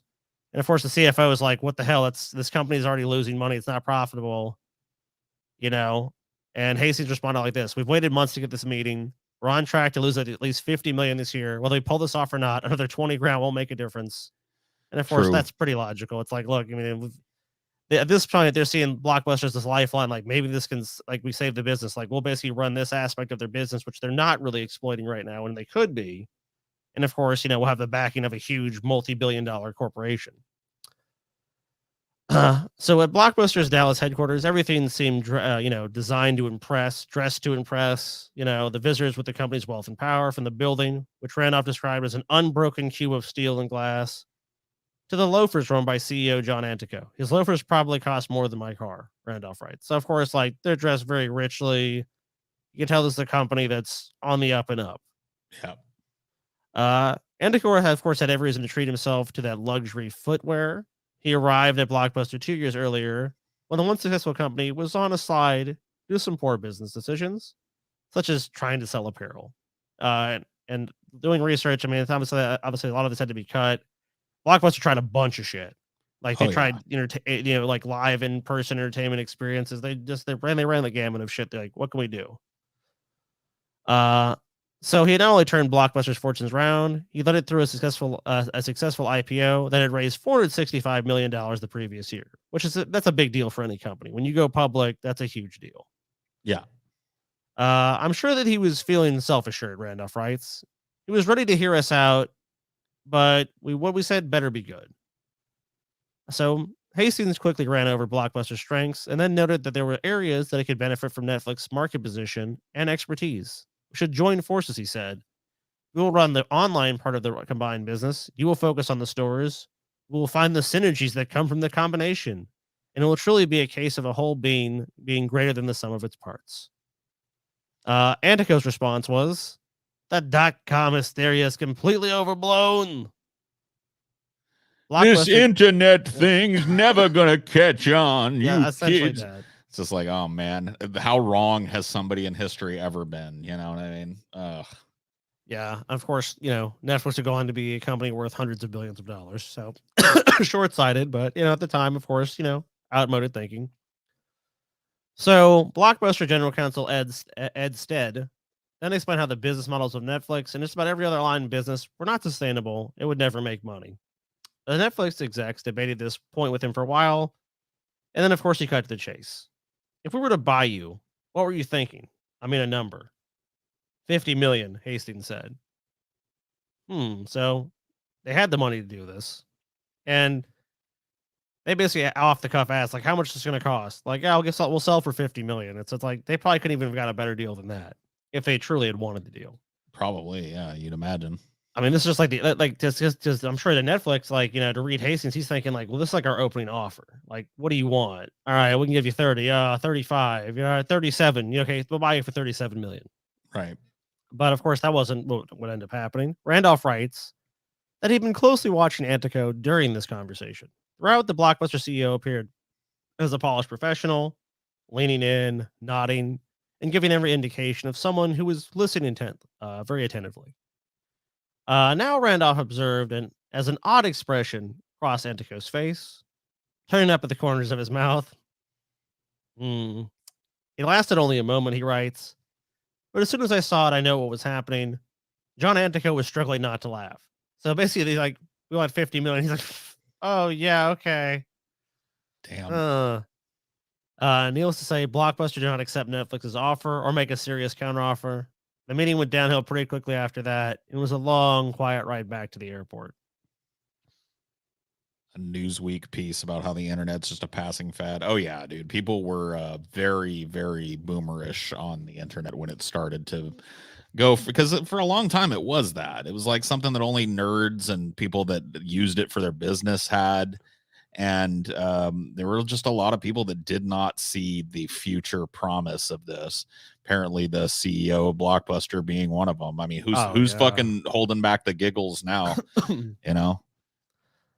Yeah, and I just think it's because people, especially like the baby boomer, those other generations that those people came from, were just kind of like, this is like, dude, when I was a kid, computers were kind of just viewed as a total fad. It's like, oh, like, I think people just saw it as like, this is gonna be something that's gonna be popular for a little while, and then no one's not gonna care about it. Like, they saw the internet as something that was just gonna be here for a little while, then something else would replace it, or people just get bored of it and move on with their lives. And I don't think they thought it would become ingrained as culturally as it did. I mean, because now it's just everywhere. It's like, you know, and Well, I honestly, it's mean, not even so many. much that, it's mobile. Like the mobile device is really what has carried it, I think, more than anything. Because having a computer is like you gotta lug that around, but having something that's that small, it just made it go everywhere. A profound chunk of our social lives has moved to the internet. I mean, if they'd have seen that coming, it would have been, you know, a different story probably. But Yeah, but obviously we're not talking about the successful company decisions. Actually, we have an ad here too. We're going to take a look at showing when Blockbuster decided, hey, you know, we maybe need to compete with this company. Okay. Sure the volume. Oh, yeah, my volume's too low. Blockbuster Total Access, Netflix. Essentially, they work the same way. You order movies online. They come right to your mailbox. You watch them, then mail them back in a prepaid envelope. But what if you're thinking, let's get a new movie right away? With Netflix, you mail them back and wait. But only Blockbuster gives you the option of bringing them back to the store and exchanging them. No extra charge. Here's your new movie, sir. So you never have to wait. That was fast. Movies through the mail plus movies through the store, one low price. That's Blockbuster Total Access. Get your free trial at blockbuster.com. yeah, I remember when they were pushing this. It's to me, it's a bad sign when you're using your competitor in a commercial, because it's just like showing your position. It's just like saying, like, look, everybody's got Netflix. Please try us. And this wasn't as much of a benefit as you thought, because generally speaking, Netflix had a greater selection, even taking into account the stores. Yeah. Oh yeah, well, because they're not based on like the physical, you know, copies and shit. Yeah, this seems like, I mean, if they'd have started it before at the same time of Netflix, this probably would have taken off like a rocket. But they had the chance to do that and they didn't. Yeah. By this point, yeah, people were already into Netflix, and I remember when it first came out, how cool it was to, you know, go online and just pretty much any movie that you ever wanted to see, order it, and it was there within a couple of days. And you know, Netflix, no late fee, keep it as long as you want, and you return it if you want to get another one. It was just too convenient and too established by the time Blockbuster tried to do this. Oh, dude, I remember too. Like, I remember when I actually left, because I mean, like me and TJ, up until the time we were teenagers, we would go to a local Blockbuster. Like that was our thing. Like we want to rent movies or do whatever, we drive down there. So it was kind of like a ritual we had. And then I remember just going, and it's like, oh, man, like I really want to see the movie Gladiator, right? And I go on a Blockbuster's website. I'm like, well, yeah, but they have their thing too. It's like I can get the movie sent to me, because even if they don't have it there, because it was always checked out. I think someone probably just taken it. I'm like, all right, you know, I'll just rent it online. And it was like, oh, this is back ordered, and it's not gonna be available till October, and it's like May or something. I'm like, we go to Netflix. I've heard of this Netflix company. They're like, yeah, if you sign up, you can get that movie in 2 business days. And I was like, man, fuck this shit. I'm tired of driving over there. I'm just gonna fucking do this shit. Yeah. And the store thing just never had as much of appeal to me, because I always kind of lived further away from it. Like, I guess maybe if you lived right up the street, you know, and it had what you wanted, I guess this would have been more of a game changer. But for me, I kind of live far away, so I was like, oh, you know, I might not get over there for a couple days anyway, so it doesn't really make much of a difference to me. Yep. And now we have, it just shows you the massive expansion. I think we probably even watched, I think we watched something like Grease Trap before, but I think it's kind of interesting to take a look at. So this is the massive expansion of Blockbuster, which they don't even bother showing you like the first one opened in '85. But it just definitely illustrates to you how quickly this chain just ballooned. Yeah, I love watching these types of videos where you see the country get measles as a brand expands. Yeah, so this is 1 year. Boom. I mean, that is just insane. This is just hand over fist money. And we'll actually stop, which the peak of Blockbuster, I think, will surprise a lot of people. I think a lot of people feel like Blockbuster peaked in the 90s, but it's actually in 2004, from what I discovered, was actually their peak. That makes sense. They really had a stranglehold on the rental market for a very long time, and basically until people started adopting use of the internet. And then you just see the map. It's like, no, there's a couple states. So it's like, you know, North Dakota's only got a couple. Oh, they just got another one. But California just looks basically like a bunch of yellow stores. I mean, this could Louisiana. probably double as a population map, you know. A lot of these big companies, it's like that, you know what I mean? You're Oh, that's so seeing- true. Yeah, because if you look here, it's like, you know, the Dallas area you see is exploding. Houston, New Orleans, LA, the Bay Area, Seattle, Portland, the East Coast. You see New York City is just like basically just everywhere you go. Florida. I mean, I think you're right. It's basically any population center is just getting slammed with blockbusters. Yeah, and for the very reason that you mentioned earlier, you know, like to make it like they needed to be convenient for people to consider using the service. And so having one that was in your neighborhood or, you know, a 10-15 minute drive away, that was the goal, you know. Oh yeah, I mean there were points they were trying to open one of these every 24 hours. I think we're about to hit the point of Yeah, it looks like here we're in 2004. So yeah, here we go. Yeah, so this is basically if you go back a little bit. So this is the beginning of the end for Blockbuster. So 5,731 locations, and now the decline. Now we're gonna watch them all pop back off the map. Yeah, that's fallen, and there it goes. No, closing. So at first, it really feels like they're just kind of cannibalizing. Like, oh, maybe we have too many locations. We're oversaturated in some markets. I just can't believe there are still this many stores open in 2008. Oh, it took a while, but it accelerates in 2010 is where, that's where you're going to really see it start going, oh, shit. Free fall, like just disappearing. Yeah, it's rapid, too. It's like they're just shedding stores like crazy. You see now some states like Montana no longer has a Blockbuster. New Mexico hardly has any. Texas is starting to even look kind of sparse. Most states, it's like the big cities are kind of holding out longer. It's kind of like the apocalypse, like, oh shit, less and less beacons. And then of course they've almost closed all locations. So it's like, looks like they had one in Louisiana still. That was gone. Every store in California gone. It's gone. Yeah, there's a couple in Texas left. Makes me wonder, like these little stores that remained open. I wonder what it was that drove the decision to keep these last two stores in fucking Oregon and Texas open. Yeah, and there is one Blockbuster left in the country. Is it this one here in Central Oregon? It's in Bend, Oregon. You can actually rent it out as an Airbnb. You can rent the Blockbuster. Yep, you can rent. You can go stay in a Blockbuster if you want. And if you go to Oregon, because it's basically like there's actually a documentary called like The Last Blockbuster or something. It's something like that. And it's actually kind of, if you're interested in this kind of stuff, it's definitely fun to watch. Covers a lot of the same things, but definitely is also just trying to talk about that whole journey. So this chart just shows you what ended up happening here. And this is not the only reason. Netflix was definitely a huge part of it, but not the only reason, of course. But you saw how quickly Blockbuster's fortunes rose, and Netflix.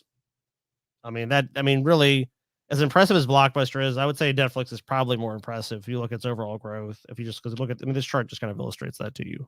Oh yeah, I mean the tail of the tape is right here. You know, yeah, it's like Blockbuster had some, and Blockbuster had meteoric growth too. So I mean, that's nothing to sneeze at. This could have been, Blockbuster, like you said, they missed their opportunity. They could have been this type of a rise, but they were just too slow to adapt their business to the changing climate. And there it is. And keep in mind too that when we showed you that video, that was talking about U.S. stores at the time. Globally, they had over 9,000 stores, and it earned revenue of $5.9 billion. So that just showing you that, it was just a massive global fucking corporation. So we have 8 reasons why Blockbuster failed and filed for bankruptcy, and of course, there's only one. This one we already discussed. They could have bought Netflix, they didn't. Walking away from the deal of the century. I don't know if it's the deal of the century, but it's close. Yeah, that's probably the deal of the century. Is when like Google wanted to sell itself to Excite or Yahoo for like $1 billion. That's probably the fucking like wait what? Yeah, for $1 million, Yahoo could have acquired Google. Yeah, and then everything would be Yahoo. An ability to pivot quickly. Blockbuster was skeptical about the potential of running DVDs online. Clearly, as you saw at that meeting illustrated. And sending them to customers via the mail, the way Netflix did. But the customers enjoyed Netflix service because it was convenient. And it was. I think that was overblown. The waiting time, like, yeah, but you have to remember you have a life going on during this time. It's not like you're just like sitting by the mailbox going like, when's the movie coming? Yeah. I mean, you could and like there were different levels of it too. So you could have a bunch of movies constantly in rotation. That's what I did once I got Oh yeah. Netflix was, I'd get like the 5 movies at once package, and I would have 3 at home already, and I'd order a couple more, and then by the time I finished those 3, the other 2 were there, and I'd send back the other ones and blah blah blah. You know what I mean? It was just that really, I think Netflix or a Blockbuster, one of the things that just too slow to pivot. Like one of the things they started doing as their business started to tank was, oh, we've gotten rid of late fees. Too little, too late, man. That would piss pretty much everybody off. Everybody that had a Blockbuster thing would get pissed off and argue with the fucking person about a late fee that they didn't feel was right. Nobody wants to pay an extra fee on a movie you already watched. And they were just too late to give up that 60% of their cash business and shit. Oh, dude, and you know what? Honestly, because that was actually tried, like you're saying, was tried. Like they switched to like restocking fees at some point, which were much lower. But at the same time, the issue was just that also that was such a huge part of the revenue because they were so dependent on it as a business. So just getting rid of it was also detrimental because on their bottom line, because then you see it like going, oh shit, the revenue's way down because now they're not charging late fees. And also people didn't bring back movies as quickly because of the late fees. Because late fees were honestly a big inspiration because people wanted to keep renting these things from these stores. But of course, Netflix was like, hey, no late fees. So they're already exploiting that in the market. So a lot of people have already jumped ship. So you're right. It's like the sucker's still paying the late fees. Blockbuster probably just should have said, keep paying late fees at that point. So of course, they were skeptical about it. And it's not like what Amazon's entrance into the e-commerce market in the 90s did. Amazon provided a more convenient way to shop. It was also difficult for many companies at the time to see the potential of e-commerce. It's like people go to stores to buy stuff. Why would they buy it online? They don't even know what they're getting. Netflix continued to gain subscribers. And it took Blockbuster 6 years to launch a similar service of its own in 2004 called Blockbuster Online. So, I mean, like, they literally had years and years and years. They had an opportunity to buy this company. I mean, they saw the market was shifting and they just were, they were the fucking famous, which they don't even do this, but the ostrich with its head in the sand. We're fine. We already know what we're doing. Too little, too late. And of course, Netflix cannibalizing its own model. As you see here, it says it was able to do its own launch by launching a small streaming service in 2007. But I mean, they saw the writing on the wall. It's like, if we can deliver this to people instantly, that's always going to beat, you're never going to be able to compete with physical media. It's like you have to send something to somebody, but if you can send them the information right to their television set or right to their computer or their phone, like you're never going to beat that. And of course, one of Blockbuster's main source of revenues was late fees. If you didn't return your movie or rental on time, you were charged $1 a day. Those fees amounted to $800 million in 2000, or 16% of Blockbuster's revenues. Of course, Netflix didn't charge anything. But to compete with Netflix's going business, it ended up canceling late fees, putting a dent in its revenues. We already talked about this. So just a bad idea. Inability to meet larger rivals. While many focus on Netflix's singular role in Blockbuster's demise, of course, big box retailers like Walmart, Target, and Best Buy also played a role. They priced DVDs cheaply, using them as loss leaders to get customers in the door, and that reduced the need for customers to rent as many DVDs, eating their Blockbuster revenues. I remember during that time period, that is true. Like my mom and Steve would always go buy DVDs. Like they would occasionally rent movies, but it's like, we'll just buy it. It's freaking $10 with the late fees and everything. It's certain and some of these prices that you could get at Best Buy is the one I used to use the most. It's just like, you go in there and like a movie that came out a year ago is $5. Yeah, it's like, people would jump into those bins and do that. And that's, I mean, they even still kind of do that in stores today. Like there's still like a small DVD business, surprisingly. Yeah. And of course, they had a flawed business model. Blockbuster struggled financially throughout much of its history, which some I didn't realize. But actually, they had some up periods for sure, like their IPO period and stuff. But for example, between 1996 and 2010, Blockbuster was only profitable in 2 of those years, which brings into question the overall viability of Blockbuster's business model, even before other competitors entered the market, making it even more difficult for Blockbuster to succeed. Yeah, that's just a bad. There was no excuse for this. That was just bad design and like probably just opening too many stores. Obviously, as we just saw, like spending too much on the development of new markets and not just sitting back and letting the money fucking fly in. Yeah, yeah, they were just constantly obsessed with expansion in the business. So Carl Icahn, a activist investor on Blockbuster's board, railed against Blockbuster's move into the online rental business, preferring the company stick with its brick and mortar roots. To this end, Icahn led the ouster of John Antico, who was Blockbuster CEO for a decade, starting in 1997, and then installed Jim Keyes as CEO of Blockbuster in 2007. Keyes, like Icahn, was committed to Blockbuster's brick and mortar business. Nico Celentano, a former Blockbuster showrunner, wrote that about Keyes after Blockbuster filed for bankruptcy in 2010. Jim Keyes is the main reason Blockbuster is in the position today due to his denial of being in a business model that didn't work anymore. If Jim Keyes would have seen the changes that were evolving in this industry in the past few years, Blockbuster would not have been in the courts today, filing Chapter 11 bankruptcy protection. Jim Keyes had failed at his job as CEO of Blockbuster and should resign immediately. Well, yeah. Yeah. I mean, literally seeing another all these seeing Netflix succeed around you and just going, they're bad. It'll pass, man. We're Blockbuster. And then, of course, they had a huge amount of debt. Viacom bought Blockbuster in 1994 and then spun it out in 2004. So, of course, they made a bunch of money, but fuck the company in the end.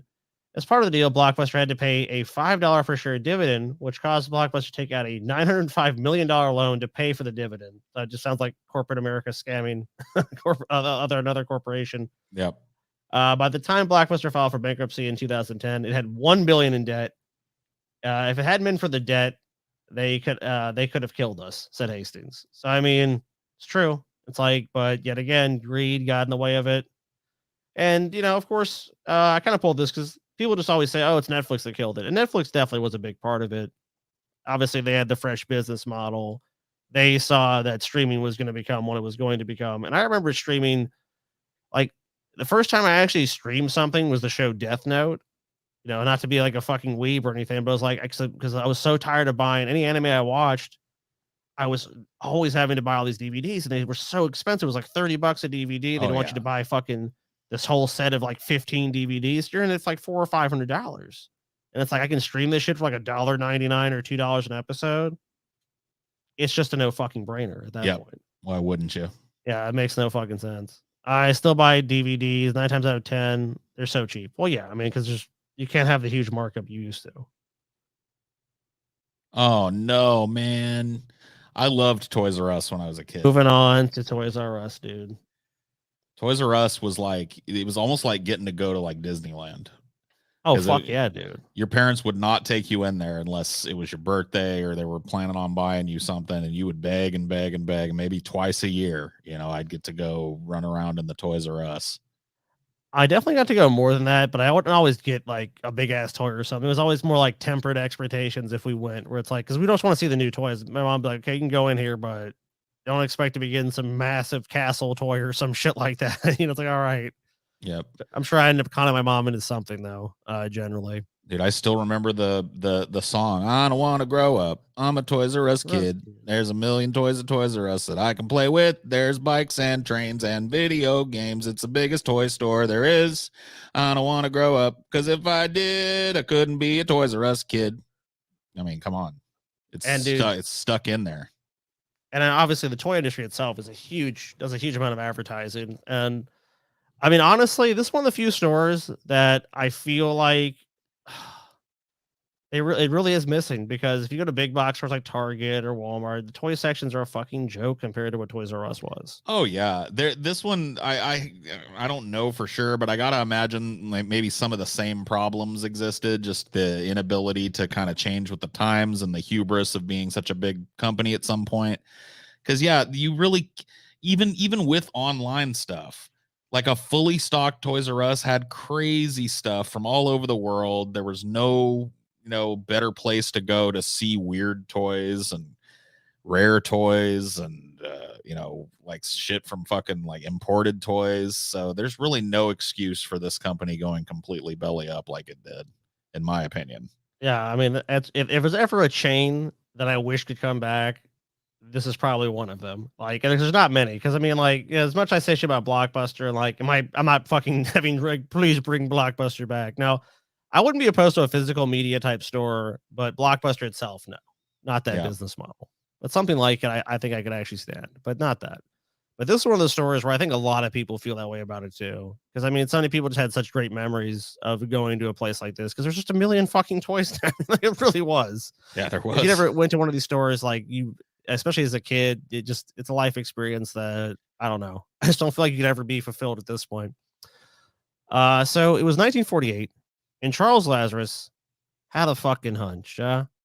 He just got back from World War II, and he knew he wanted to go into business, and he knew long before the term, baby boom was a common phrase, that people around him, his friends, his family, his associates, people were having a lot of kids. It's like everywhere you looked, like, we're having a baby, we're having a baby, we're having another baby.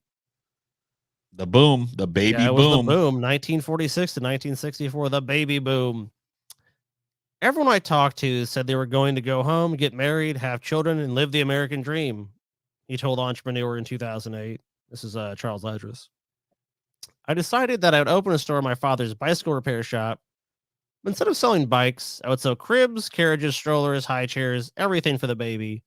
My instincts told me the timing was right, which, yeah. I mean, he's like, yeah, if people are having a bunch of kids, if like every GI I meet is like, you know what, I'm going to go home and I'm going to have a bunch of kids. I'm going to have as many kids as I can have. He's like, I got to capitalize on this. Yeah. But this helped originate Toys R Us. And of course, once a retail juggernaut, the store dominated the entire toy industry and children's imaginations by driving its competitors out of existence. I mean, it's so hard to compete with Toys R Us. I mean, just if you went to one of these stores, you would just see why. I mean, this is just like kid heaven for toys.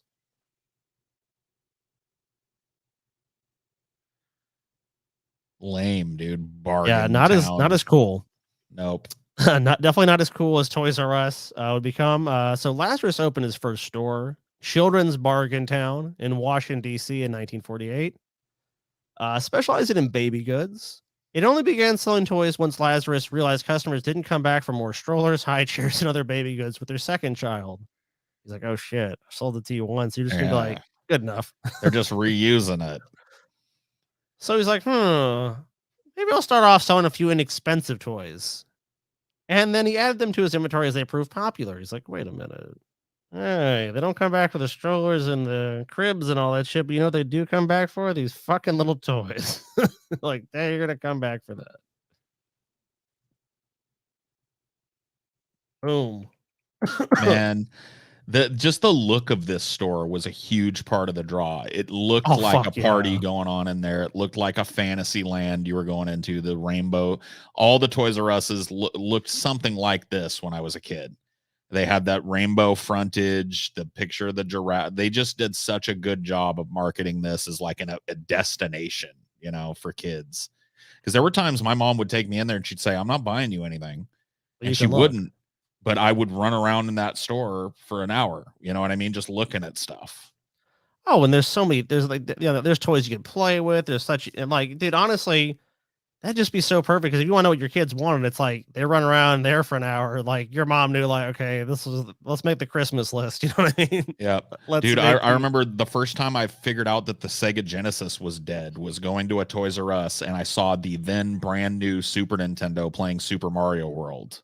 Oh god. And they had a demo one set up, and I just looked at that and I was like, fuck, it was such a league above what Genesis was doing at the time. And yeah, dude, I mean, it was a huge business. It's shocking to me that it went belly up the way it did. Unfortunately, some really bad decisions were made by Toys R Us management. I have to imagine if that's the case. Yeah. But as you see here, I mean, like, this is just a fucking really unique, cool looking store. And I mean, it just stands out from like what is normally the kind of banality of that corporations give us. Which is smart, because how much of their business do you think was, you're stopped at a stop sign and this fucking thing is on one of the corners and the kid starts pointing and crying. Oh my god, take dude. Me to Toys R Us. You know what I mean? It's just anyone that has kids knows that. Like, that is a super effective marketing tool. Like, giraffe, shiny, and it's like, oh shit. And of course, parents want to give their kids anything they can. And this is kind of the thing. It's like, it's getting parents to enjoy. And like, honestly, even as a parent, I think, you talk to most parents, they enjoyed going to these stores too, because there's such a unique experience. It was kind of cool to see all the shit that kids were getting into. And there's a lot of innovation in toys in this time period. But you know, Lazarus wasn't content to stop with a single store. He's like, there's no way this is like I'm not, everyone's having kids all over the country. We can't just like oh, it's good here in DC, but that's it. Right. He had an idea that was bigger than Children's Bargain Town or any kid store he had ever seen. A massive store filled with every toy in existence. I mean, what a fucking genius. Like, see, like people talk about dreams, and it's like, and this is someone's dream, but it's just a beautiful dream to me. As someone that's like, there's so many horrible things in the world, but like, just imagine the joy. It's like, I want a store just filled with every toy that's ever exists. Yeah. I mean, there's that big store. You remember? I think it's in that movie Big with Tom Hanks, FAO Schwartz in Right, New yeah. York. I know that pre-existed Toys R Us, but yeah, you had to go somewhere like New York City to see a giant department-sized store filled with crazy toys. You know what I mean? So the idea to bring this to every little neighborhood, every city, I mean, that's just fucking great. Oh yeah, because I mean, I mean, like honestly, in a lot of parts of the country, you wouldn't gonna get that shit, especially back then. I mean, it's like you're right. You're going to a major city to get something like this. Like, where I grew up, I mean, fucking Mandeville, Louisiana. I mean, like we never had one there, but we had one in Slidell, we had one in New Orleans. So it was like to us, it was a real experience of like, hey, you get to go to Toys R Us. It's like, oh my god, I get to go to, it's like wow, like you just feel like this sense of wonder that you get to go to the store and like just the like we're talking about like the stock of these stores was unparalleled. I mean, like Paul like said, there might be a few stores that did something similar, but you're talking about the biggest markets in America. Yep. 1957, he got out of the baby furniture business and renamed the company Toys R Us and created the first ever big box toy store. So just a huge innovation in that market.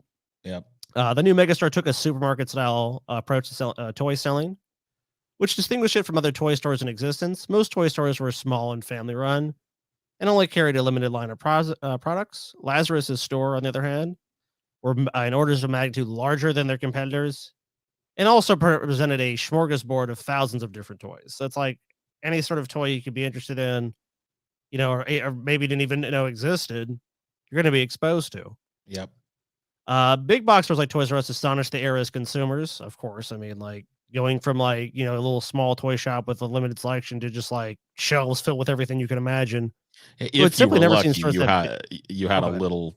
I was just gonna say, if you were lucky, you had a little toy store near you. You know what I mean? A small mom and pop shop. So having one of these pop up in your town was like fucking, the Beatles came to town or some shit. Oh for my kids. god! And to someone like me, like I grew up in an area that had those stores because like we didn't have things like Toys R Us. But I'll be honest with you, I mean, like normally I'm like the mom and pop thing, that shouldn't go away. But then with this, I mean, I hate to say it, I'm just a corporate simp. Yeah. I'm sorry, I just am. Would never seen stores like that big and crammed with merchandise. What Lazarus really captured was a sense of American abundance after the war and after all those years of depression, says Richard Gottlieb, founder of Global Toy Experts and an authority on the toy business.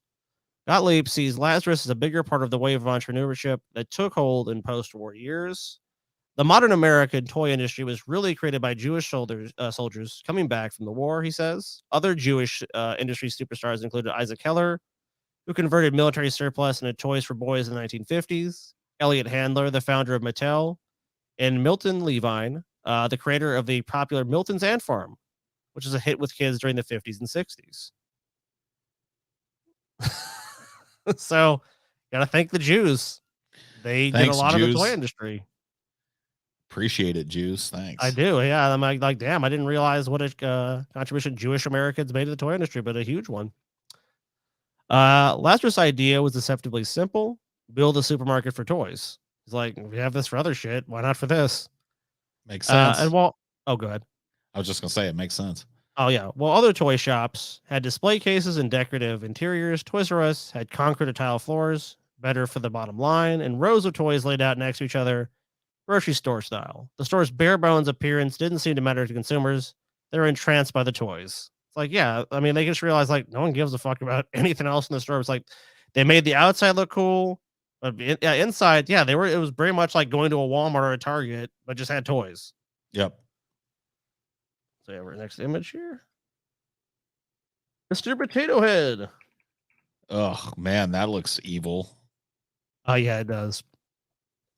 The 1950s and 60s ushered in some of the most iconic toys of all time, from Mr. Potato Head to Barbie to the Easy Bake Oven. And as Japan rebuilt its economy, it began to produce inexpensive toys like tin robots and cars and stuffed animals. And then that Lazarus purchased cheaply and in bulk. He's like, well, why not? Lazarus bought and sold so many toys, he was able to negotiate contracts to buy toys for cheaper than his competitors. This made Toys R Us into what retail historians recognize as the first, quote, category killer. A company that so completely dominates its retail category that it drives all of its competition out of business. I mean, yeah. How do you compete with Toys R Us? Yeah, they're literally negotiating a cheaper price so they can sell it for less. And it's like, what are you going to do? Like, you just can't compete. It's literally impossible to compete with Toys R Us at this time. Like, you just can't. I mean, it has a virtual monopoly on the market. Hey there, Venom. Why don't you come over here and rearrange my face? Take my nose off and put it in my eye socket. Don't you? They did the Amazon. Yeah, essentially. So mom and pop stores buckled, unable to captivate children with the sheer promise of discovery offered by Toys R Us large inventories.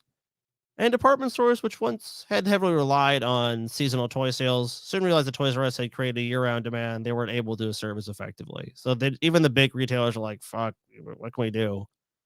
You know, like, we've got a tap here. Like, they've got the market cornered. Yep. The company had help. As television reached more and more households, Toys R Us benefited from advertising by toy manufacturers. Companies like Mattel could now market their newest offerings to kids directly, which fueled demand for Lazarus toys. I mean, so of course, like, he has all these companies that want to sell these to people on TV. TV's being the big medium of its day at that time. I mean, it's still important, but obviously, the internet has surpassed it by far. So you have that, and you have Toys R Us marketing. So it's like you have double whammy. And of course, they're content selling it through Toys R Us because they know they're going to be sold. Right. Of course, TV helped consolidate Toys R Us brand too. The store used its mascot, a lovable giraffe named Jeffrey, in TV spots from the company beginning in 1973. And soon he was a TV. I mean, yeah, you always see these as a TV commercial staple, even acquiring a wife, Gigi, and children, Junior and Baby G. And in the early 1980s, the TV spots became even more iconic with the catchy jingle that featured a self-identified Toys R Us kid who didn't want to grow up. That's Paul. You sang the little song. Yep. That was actually kind of funny because, like, I remember back when I was a kid, they were actually shooting those advertisements at adults who liked to go in there. So like, I don't want to grow up. Like, it was like saying like, hey, it's okay if you're an adult and you want to come walk around and buy a couple of fucking toys. I mean, everybody loves toys. So pretty smart stuff. And I mean, dude, as we described the film industry, it's like, look, talking about Blockbuster, it's like, oh, video rental sales were $5 billion a year, and box office is, $4.5 billion. That's about $10 billion. But this actually kind of invented the industry as a whole. It worked. The company, which went public in 1978, helped turn a $500 million toy industry in 1950 into one worth $12 billion in 1990. I mean, so it's like, you have to people have to understand too, like, the toy market was very niche when this was starting out. Like, it wasn't like, so this was definitely an innovation of like, hey, kids are always going to want fucking toys. Like, I mean, a lot of like the way it worked back in the 50s, I remember my dad telling me, was like the big box stores around Christmas and stuff would roll out, like a toy section that had a bunch of toys and stuff. But most of the time, like, that shit just wasn't really on sale anywhere. You know what I mean? Like, you had to either go to one of these little mom and pop specialty places. There was no year round, you can walk through a wonderland of toys type of experience. So not like this, no.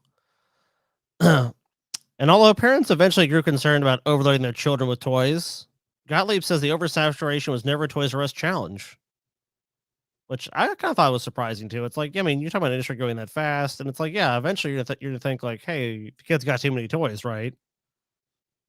No, but well, no, because they made them out of cheap shit, and they would break, and they were constantly, like, at least during my childhood, they were constantly selling you a new toy with a new TV show or a cartoon. You know what I mean? Yeah. And so you never had enough.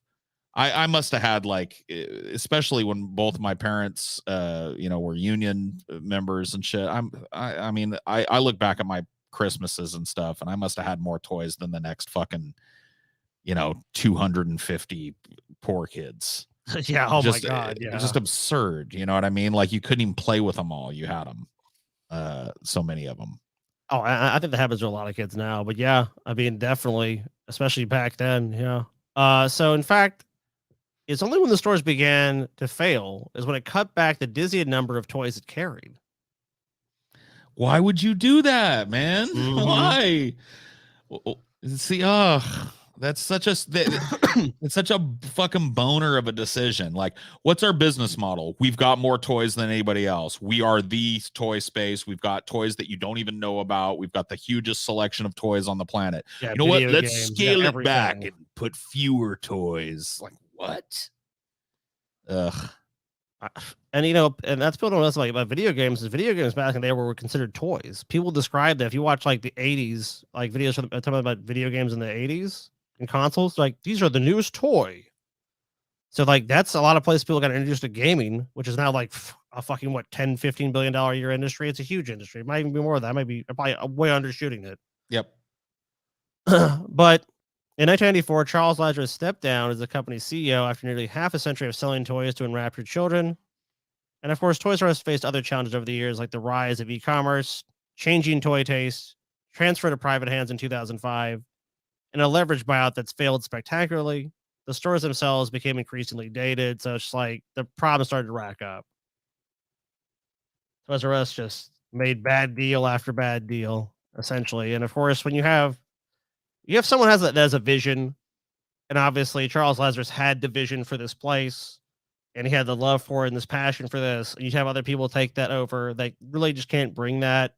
That's when you have the stupid decisions like, "There's too many toys at Toys R Us." It's like, what? Yeah. That just seems like it's such an easy one to uphold. Like, we're the toy store. We've got more toys than anybody else on the market. It's a big wonderland for kids and parents to run around in and spend money in. And how you fuck with that, I don't know. Some of these business decisions just make me go like, what? I can understand almost Blockbuster CEOs being, boomerish on the internet, because that was such a new movement. And I really, honestly, even back in the day when I was an early adopter of the internet through my dad, who was an early adopter.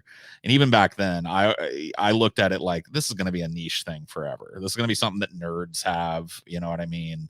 Everybody else will go to the library and use it if they need to. There was a lot of lack of vision around that, because it's hard to imagine the sea change that was about to happen in society, where everybody was not only going to have it, but live part of their fucking social life on it. But this seems like it was built in. No, it had no competitors. Like, why would you? I mean, fuck look inside the formula? store. I mean, just look at this place from the perspective, because like, look, we have an overhead view, so we have a little bit different. But imagine you're like 7 years old and you go into the store and you're looking around the store, like everything is at your height and even above it. And like, there's just so much, it's so expansive. And it's like going to a Target that just had nothing but fucking games and toys and video games and everything else. It's like, it's such a fantastic idea that you figured it would still even exist today. Really, if we're being honest, you figure it would, because like there's such a market for this kind of stuff. And people go, well, online stuff. And it's like, yeah, I get online stuff for sure. But it doesn't compete with this. It really doesn't. It doesn't compete with the experience of being able to do this. Now, obviously, I know it's probably more expensive inventory rise to run these businesses. Yeah. So there's a difference. Kind of an aside, but there's a little conversation going on in the chat about what classifies a toy. Is a bike a toy or transportation? A lot They of sold toys aren't bikes, toys. yeah. Oh my God. Just speaking from experience, having lived at the height of Toys R Us and shit, bikes are toys. Like, bikes are toys because Toys R Us sold them as such.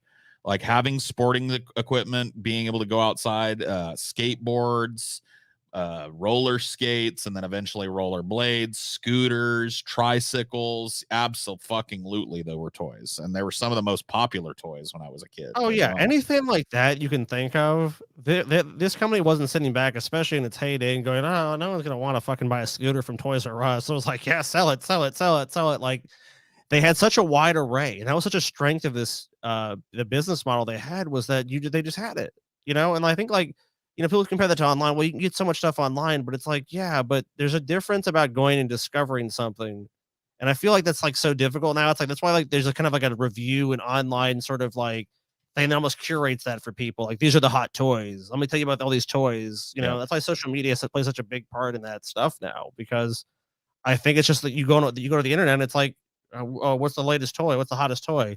Yep. I don't know. Like, who the fuck knows? When I was a kid, everyone knew. Like Yeah. when consoles were coming out at school, it'd just be like, oh my god, N64 is coming out, N64 is coming out, this is coming out, this is coming out. Like, you would just hear it from people constantly. It was constantly just, you know, being conveyed to you what was the popular thing, whether you got it or not, or even liked it or not, or interested or not. I think you just knew. I don't think now, unless someone tells you like this is the hot thing, it's like, oh, okay, I guess. You Which really I'm do saying, got to go there's not a huge looking degree of for it. separation what I'm talking about, but just the way it was conveyed. Yeah. Yeah. And the means. But ultimately, and ironically, Toys R Us became a casualty of the big box model it helped create. The original category killer was killed by big box stores. They were even bigger and more powerful than Lazarus Behemoth. Worried about competition from Walmart and Amazon, executives began to winnow the number of toys the store carried and focus on slashing prices. Oh, let's cut back profit, essentially.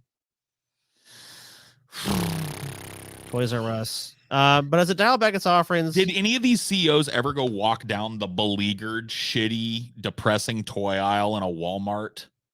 no. Like, they're just like, talk about like, oh man, talk about like they should have just looked at it from that perspective of a child, like you were talking about, that like Yep. everything right at your eye level, and every aisle is another fucking group of toys that you want, and then you go around the corner, it's another one, and it's another one, and it's another one. That was their strength. And to think that Walmart was going to blow them out because they were able to get some shit, you know, some cheap Chinese toys or whatever. No way. They needed to advertise themselves as like, look, you can go to a Walmart and have 5 or 10 choices, or you can come to Toys R Us where your choices are limitless. You know what I mean? They could have stayed going way stronger, I think. Oh yeah, and if you look at the toy selection of those stores now, like they've definitely expanded them, but it's like there's no magic to them. There's nothing special about them. It's just like, okay, it's there. Of course, as it dialed back its offerings, it cut back on the magic too. When Toys R Us changed its focus from toys themselves to undercutting the competition, you didn't get that elation anymore, says Gottlieb. They failed because they ceased to love toys. There were How probably fucking any number of true. places you could have gone to get really popular toys, even during the heyday of Toys R Us, and get them cheaper. That was not what Toys R Us was about. It was not No. about being cheap. It was about being extensive and expansive in its selection. So, So to kind of close the episode, we have 6 reasons for the downfall of Toys R Us. Failed to adapt and innovate. Amidst the rising tides of e-commerce, the business world going global, and games converting to online, you know, Steam and other shit, buying directly from the manufacturers essentially, or, you know, Sony or Nintendo. Toys R Us failed to adjust and adapt. When times were changing fast, the company pretty much stayed the same.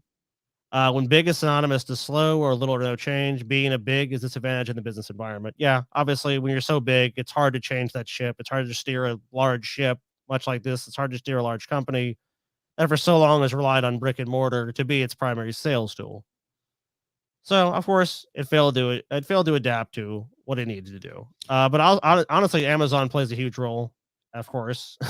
sure. no, Yeah. no shock there. But think about, like, had Toys R Us been like established that online presence and offered an even wider selection of toys than you could find in any given one of their stores, you know what I mean? And really marketed themselves as that. I think they could have carved out a niche that would probably still exist today, but I agree with you. I really do. But unfortunately, losing their founder and just going the, you know, basically the leverage buyout, private capital, get saddled with debt, you know, become almost a zombie company. I mean, they had no chance in the end. When Toys R Us lost the competition in technology innovation, it began competing on price alone. So basically, the race to the bottom. And that never works for businesses, ultimately. The race to the bottom never satisfies anyone. I mean, cutting back selection and going for cheaper products. It's like, no, it's not really the way to reinvigorate a brand. I know they had a website, Maria, but I'm just saying, like, had they seen the writing on the wall and really pushed their web business as like, look, if you want even more toys than you can get in a store, This part we've of got it it is all. this is a fucked up thing here because Amazon really fucked Toys R Us. In 2000, Toys R Us entered a 10-year partnership with Amazon to be Amazon's exclusive seller of toys. That sounds like a good deal, right? Like all toys will be sold through Toys R Us for Amazon. Great. Awesome. The partnership stipulated that Toys R Us pays Amazon $50 million a year plus a percentage of sales or whatever. I mean, they're going to make that. I mean, they're selling toys Sure. to a huge market. The joint toy store was successful, which prompted Amazon to begin expanding its toy category. The giant e-commerce company also included Toys R Us competitors. It's like, wait, We're paying you $50 million a year to be your exclusive toy seller, and you're basically advertising our competition. yeah, and letting them sell on the platform. Right. So it's like, so it's not exclusive. Amazon basically just like, let's basically kneecap Toys R Us, because they obviously that was Amazon's plan the entire time. Toys R Us ultimately sued. Amazon had won, allowing the chain to terminate the deal. But the money won in court could not make up for the years it had lost in developing its own online presence and e-commerce strategy. When Toys R Us finally had an e-commerce site, it was too late to make any difference, and it was written with technical errors which frustrated customers. So basically, Amazon was like, let's just stop them. Let's kill them in the cradle. Let's say, oh yeah, we'll make a deal with you, then we'll fuck them, and then they'll sue us and they'll win, but it won't matter because we'll still have the competitive advantage, and we got everyone to go to Amazon to buy toys. Yep. So just a brilliant Machiavellian scheme by Jeff Bezos and company. Scumbags. Of course. Oh yeah, they're total scumbags. Of course, failed to embrace the community and age of e-commerce, and so that kind of ties in with the fact that they were stuck in the brick and mortar model, and Amazon fucked them, and they were far too late. Here's definitely one I think we should read, which kind of interests me even more, is the management myopia. Toys R Us management was suffering from management myopia. They were still believing that Toys R Us was the center of the toy industry and nothing bad could happen to the company. Look, we're a terrific company. We're doing great. We're a fantastic company. Just, like they're just saying whatever it sounds good. And the same mindset that contributed to the downfall of other giants like Nokia and Kodak. Yeah. Oh, look, the digital photography will never go anywhere. People are going to keep buying and developing print photography, right? Just hubris and the inability to see the changing landscape seems to be at the heart of a lot of these failed companies. Oh yeah. Management myopia sets in when employees hide the fact and figures from the upper management attempt to protect themselves from being laid off. Trust goes both ways, and when it's lost, it has the power to shut businesses down. Obviously, yeah, if they're not getting the real books, oh, we're doing fine here. Okay, great. And obviously their inventory is busting at the seams and they're not selling shit. It's like, it's not going to work for long. Yeah. In the case of Toys R Us, store employees manipulated customer surveys, which served as an important performance metric to the retailer's home office. When employees began lying, it's a sign that things are not right in direction. Retailers today, especially in any kind of fashion or trend segment, have to progress. They have to morph, they have to change or modify, and they have to represent the changes in the marketplace and their customers' behavior. Toys R Us was never been able to wrap their arms around the challenges necessary, and this is the inevitable outcome. According to Mark Cohen, director of retail studies at Columbia University's Graduate School of Business, a former retail executive as well. So yeah, it's ultimately like the laws of nature. If you can't adapt, you can't change, you go extinct. Yeah. It's kind of a sad little segment here. Like two huge staples of my childhood. Poof. Gone. But you see now why. So like we kind of learned the reasons why they went poof. And ultimately I think that comes down to what we said. If you can't adapt and you can't change, even as much as we like that experience, like people talk about the nostalgia of like the video store of Toys R Us, but the reason they went away is because people stopped wanting that experience that way. And of course making the changes to curtail that experience. And I think that honestly that happens a lot. It's like they think like, oh, we can save ourselves we'll make this change. Like, oh, well, we'll get rid of late fees. But it's like people already accepted the late fees. That wasn't the problem. The problem was that something better came along.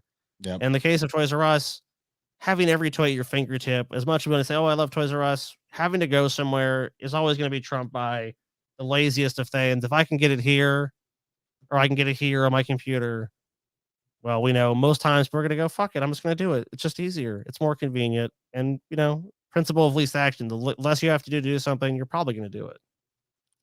Yep. Well, that's our shows for today. Scotty and I are going to move over to the patrons only Grease Trap here, where we're going to hang out, talk some shit, discuss the news of the day maybe, and we'll see what's going on over there. It's patrons only. If you want to check it out, and thousands of other shows, become a patron. Link down in the fucking description. thank you guys for hanging out, and thanks for joining us, guys. we'll see you guys. Is this upcoming Wednesday? Is this a public or a private Onion I Nuggets? think it's a private. It's a private Onion Nuggets too. Another reason to click that link down there and join up. Yeah, we'll see you patrons in about 10-15 minutes. See you guys. Bye, y'all.